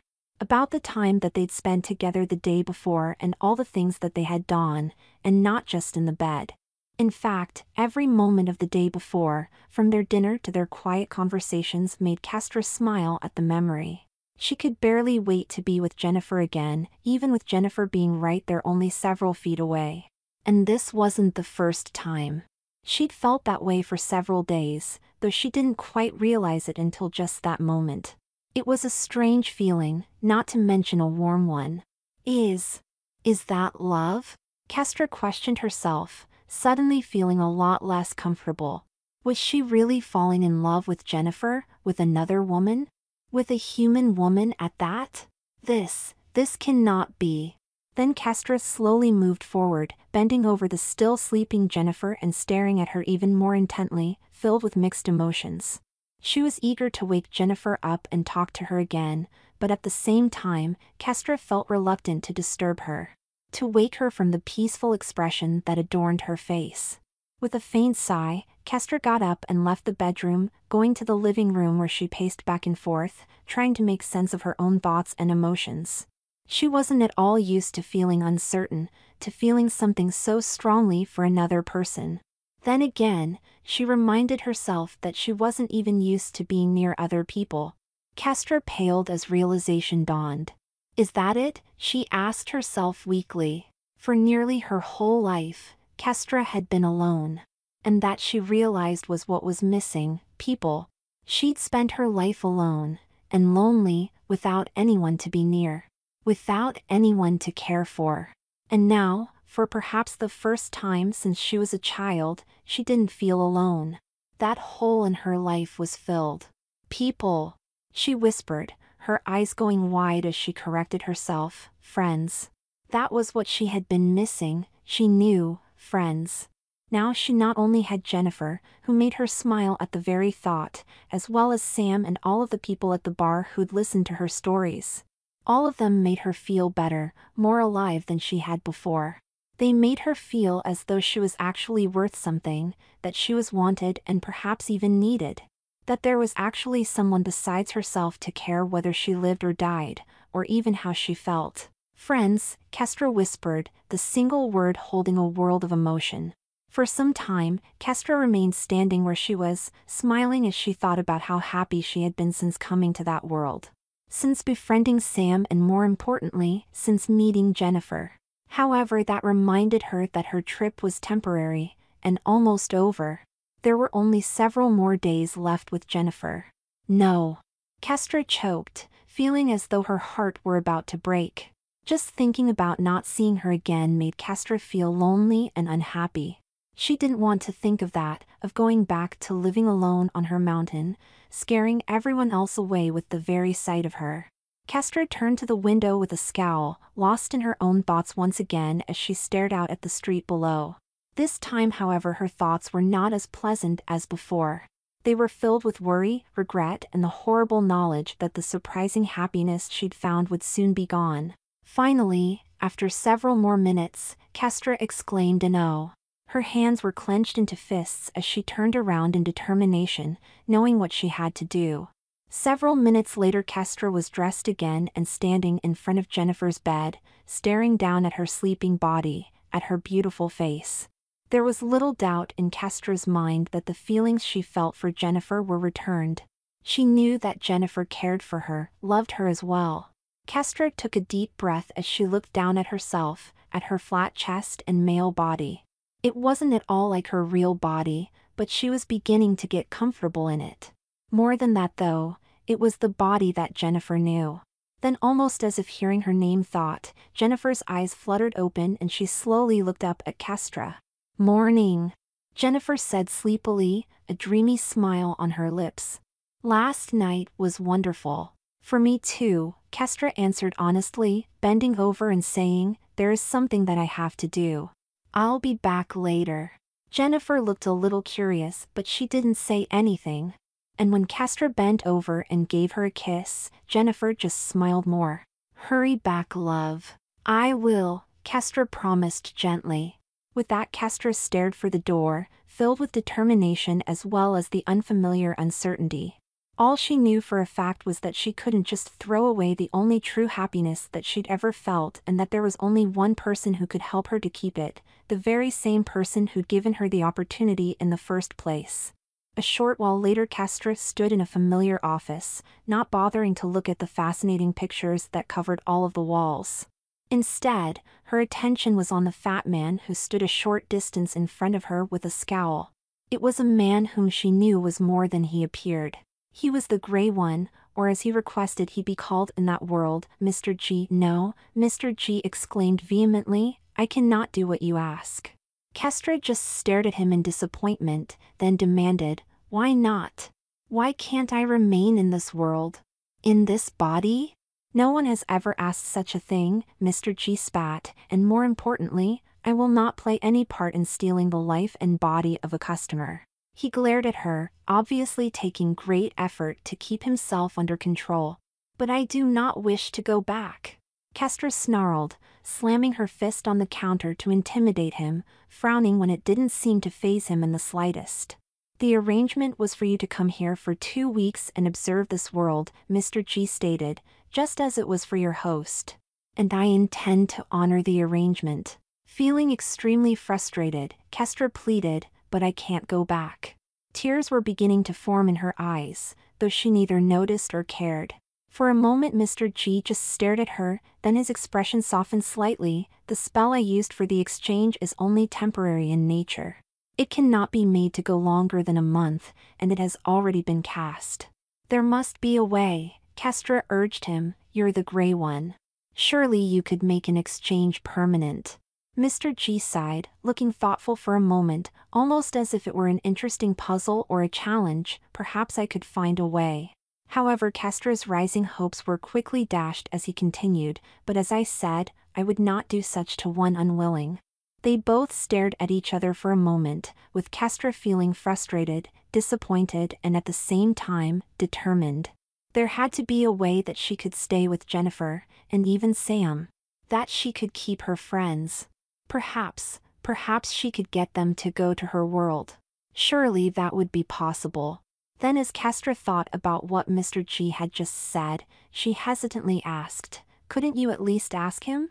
She looked at the mage hopefully. Finally Mr. G let out an exasperated sigh, and to Kastra's great delight, gave a faint nod. It was several hours later when Quinn returned to the barn to meet up with Cassandra. He was feeling rather pleased as he leaned up against the side of the barn, staring at the mountains in the distance, or specifically the small moving dots that he knew were Griffins. One of them might even have been the one from that morning. As he'd expected, as soon as Krosh had finished healing the Griffin, it had taken off without so much as a backwards look. Orwin at least seemed relieved at that, or at least by the fact that he wouldn't have to fight it. Krosh just seemed a little confused as to why Quinn had bothered to have a Griffin healed in the first place, but he'd quickly and willingly done the job. Not bad for a day's work, Quinn mused, rubbing at his arm where the Griffin had scratched him earlier. Of course Krosh had healed the injury, not even leaving a scar, but Quinn remembered it. Suddenly Quinn felt something in the air, like static electricity that was making the hairs on his neck stand up. A second later there was a glowing ball of light in front of him, hovering in the air. Then it quickly changed colors, revealing something within, a face. A face that she recognized as well. Mr. G, Quinn gasped. Mr. G's image nodded faintly from in the ball. Greetings Quinn. How has your vacation been so far? After hesitating a moment, Quinn answered slowly, interesting. Very interesting. That is good to hear, Mr. G responded, looking a little off, as if there were something wrong. Quinn wasn't sure that he liked that. Quinn gulped, feeling just a little self-conscious as Mr. G was seeing him in the body of a woman. It bothered him when people who'd never seen the real him looked at him, but somehow the idea of someone who knew the real him seeing him like that seemed more threatening, embarrassing. The reason that I contacted you, Mr. G stated calmly, is that there is someone who wanted to talk to you about something. Remember. He stared at Quinn intently from the glowing ball, his eyes seeming to say trust me, nothing happens without your willing consent. Quinn responded nervously, feeling even more apprehensive, okay. A moment later Mr. G's face was replaced by another, one which looked vaguely familiar though Quinn couldn't quite place it. Then he gasped as it suddenly dawned on him.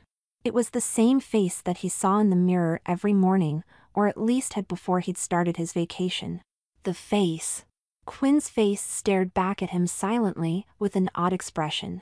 Neither of them said a word for nearly a minute, both filled with the sense of strangeness. Do I truly look like that? The other face asked, almost to himself. Then he blinked and his expression became entirely serious. My name is Kastra, and the gray one tells me that you are Quinn. With a nod, Quinn responded, yes. Kastra gave a faint smile, then looked back to something that Quinn couldn't see from the sphere. He, or was that really she, looked at Quinn with an odd expression. I have greatly enjoyed living in this world during our exchange.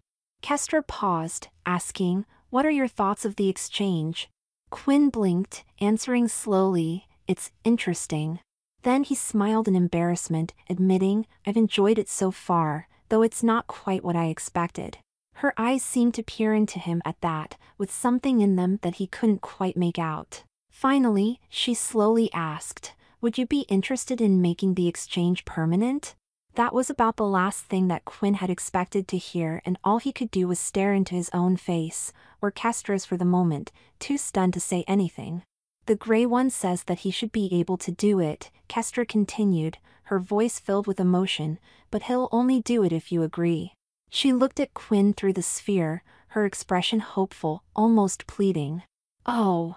Quinn finally gasped out, his mind whirling in confusion. Then Mr. G's face returned to the sphere, with an apologetic expression. She insisted that I allow her to talk to you about this, he told Quinn. I've worked out how the spell can be done, though it is not easy. Not easy at all. However, Quinn barely paid any attention to Mr. G, his thoughts still locked on what Kastra had asked of him. He could scarcely believe it, shocked that she could just throw away her own body and life that easily. And more than that she could want his. You've got to be kidding, Quinn squeaked out, seeing that Kastra had returned to the sphere. For a moment Quinn continued to stare at her in disbelief, then he suddenly froze, unable to help but think about her offer. About his staying there for the rest of his life. Quinn blinked, taking a deep breath as he thought about how he felt with her keeping his life, and the fact that he was surprised she would want it. It wasn't quite until that moment that he realized that he wasn't even sure that he wanted it. After all, what was there for him to go back to? A cramped apartment and a shitty job? There weren't even any friends or family for him there. But here, he whispered, his thoughts turning to Kyandra, Orwin, and all of the people of the town. Quinn smiled faintly as he thought about all of the people, and how nice they'd been to him. About the bed they'd given him and the way the children laughed around him. He had friends there, people who actually cared for him. For the first time in a very long time, he felt happy. And perhaps for the first time ever, he truly felt wanted, needed. He felt as though he actually belonged. As Quinn thought about it, he was startled to realize that it felt like he'd finally found something that he'd been missing his whole life. As though a missing piece of himself was now present, though that didn't really make much sense to him. But that was without a doubt exactly how he felt. For my whole life, Quinn whispered, more to himself than to Kastra, I've been alone. It wasn't until he said it that he realized just how true it had been. Even surrounded by others, he'd always felt alone. Had always felt as though there was no one that actually cared whether he existed or not. There was no purpose to his life, no meaning. Nothing that he did had any meaning or effect. Nothing. It had been as if he existed, but never lived. But not during the past week and a half. Not since he'd begun his vacation. Taking a deep breath, Quinn looked up and into Kastra's eyes, seeing a reflection of his own emotions deep within. For a moment all he did was stare in silence, his mind already made up. Just then Quinn heard something and turned, seeing that it was only Kyandra coming towards him on her horse. He stared at her for a moment, then glanced back at Kastra, slowly beginning to grin. Slowly beginning to feel more confident. Kyandra, Quinn called out as she got closer, how would you feel about my sticking around a little longer? Longer? Kyandra repeated, blinking in confusion as she glanced up at Quinn and then at the glowing ball in front of him. How much longer? Quinn just grinned, at Kastra and then Kyandra. Oh, how about forever? Kyandra looked surprised at that, and somewhat confused. There is little that I would like better, she told Quinn, but why? However, Quinn didn't answer. Instead, he just turned his attention to the sphere in front of him and nodded his acceptance to Kastra, both of them grinning in satisfaction. There was little doubt in either mind that they had just made the best decision of their entire lives. The sweet smell of bacon filled the air, as did the sizzling sound that came from the kitchen. Kastra, now calling himself Kastra, sat by the window, smiling at the thought of Jennifer in the other room, making them both breakfast. He could barely wait to taste it, and even more, to taste her again. It had been over a month since Kastra had changed places with Quinn permanently, and he didn't regret it in the slightest. In fact, the only thing that he regretted in the slightest was that he didn't have a chance to get to know the one he had traded places with. Still, that was nothing compared to what he had gained in his new life. Kastra smiled as he remembered the day they had made the exchange permanent. It was the very same day that it was supposed to have ended, that he was supposed to have returned to his own world and his own body. He remembered returning to the Grey One's shop, where he stood inside a circle painted upon the floor, surrounded by intricate symbols and designs. And then everything had exploded in a blue flash of light, the same as the one that had brought him into his current world. But instead of taking him back as it was supposed to have, Mr. G's spells had altered the effects. Instead, when the flash had gone, Kastra remained where he was, in permanent possession of his new human male body. "Breakfast is almost ready, honey," Jennifer said, peeking her head around the corner and blowing Kastra a kiss. "Thank you," Kastra told her with a smile, feeling as though he were the luckiest man alive. Kastra shook his head faintly, still having a hard time believing that he could be so happy and loved. Those were things that had once seemed completely impossible for a giantess, things that were beyond her grasp. But not beyond his. No longer was Kastra alone, nor would he ever be again. He had friends now, friends such as Sam and a few others that he'd made. One of whom had heard his stories about the other world and arranged for him to get a book deal to write those stories down so that others could see them as well. And best of all, Kastra knew that in several months things would get even better. In several months, he and Jennifer were to be wed. The day she'd accepted his proposal had made him happier than he would have imagined, and that was only the beginning. Sam was going to be his best man, and even the Grey One had agreed to come. Yes, Kastra sighed in contentment, deciding that there were some dreams too large for even a giantess to dream, but not for a man, and a very lucky man at that. The sky was clear, giving clear view of the massive blanket of stars that spread overhead. There was not a single cloud to obscure the view, nor even overly bright light from the moon. It was the type of scenery that Quinn knew was impossible to find in the other world, and certainly not near the city. "So beautiful," Quinn whispered, staring up at the night sky with a smile. Then Quinn slowly looked down at herself, staring at feminine shape of her chest with a feeling of amusement. Sometimes it seemed that it had been far longer than a month since she had gained it permanently, and sometimes far less. Still, as she gently touched her breasts through her shirt, she knew that they were hers, even feeling comforted by that fact. Just a short time earlier she had been a depressed man with nowhere to go and no one to care for him. He had been depressed and lonely, and now she realized, quite possibly on the road to a self-inflicted death. But at moments like the current one, life seemed so long ago and so far away. Quinn smiled even more as she thought about how much her life had changed. No longer was she alone, no longer was she useless and unwanted. Instead, she had lots of friends and knew that she made a difference. In the past month she had stopped a band of human bandits from attacking the town, chased off an angry bear and saved a young boy from drowning in the Golden Lake. And of course he had been effectively deputized, finding herself Orwin's partner in protecting the town and the people of the valley from danger. It was a job that she loved doing, though certainly not her only one. Quinn had become a favorite of the children, not only because she would play with them, but because of the stories she sometimes told of her own world. And of course the adults were pleased at her babysitting, knowing that the children would be safe. And of course there were all the odd jobs that Quinn did, helping farm fields, build houses, remove rocks and just about anything else that people needed help doing.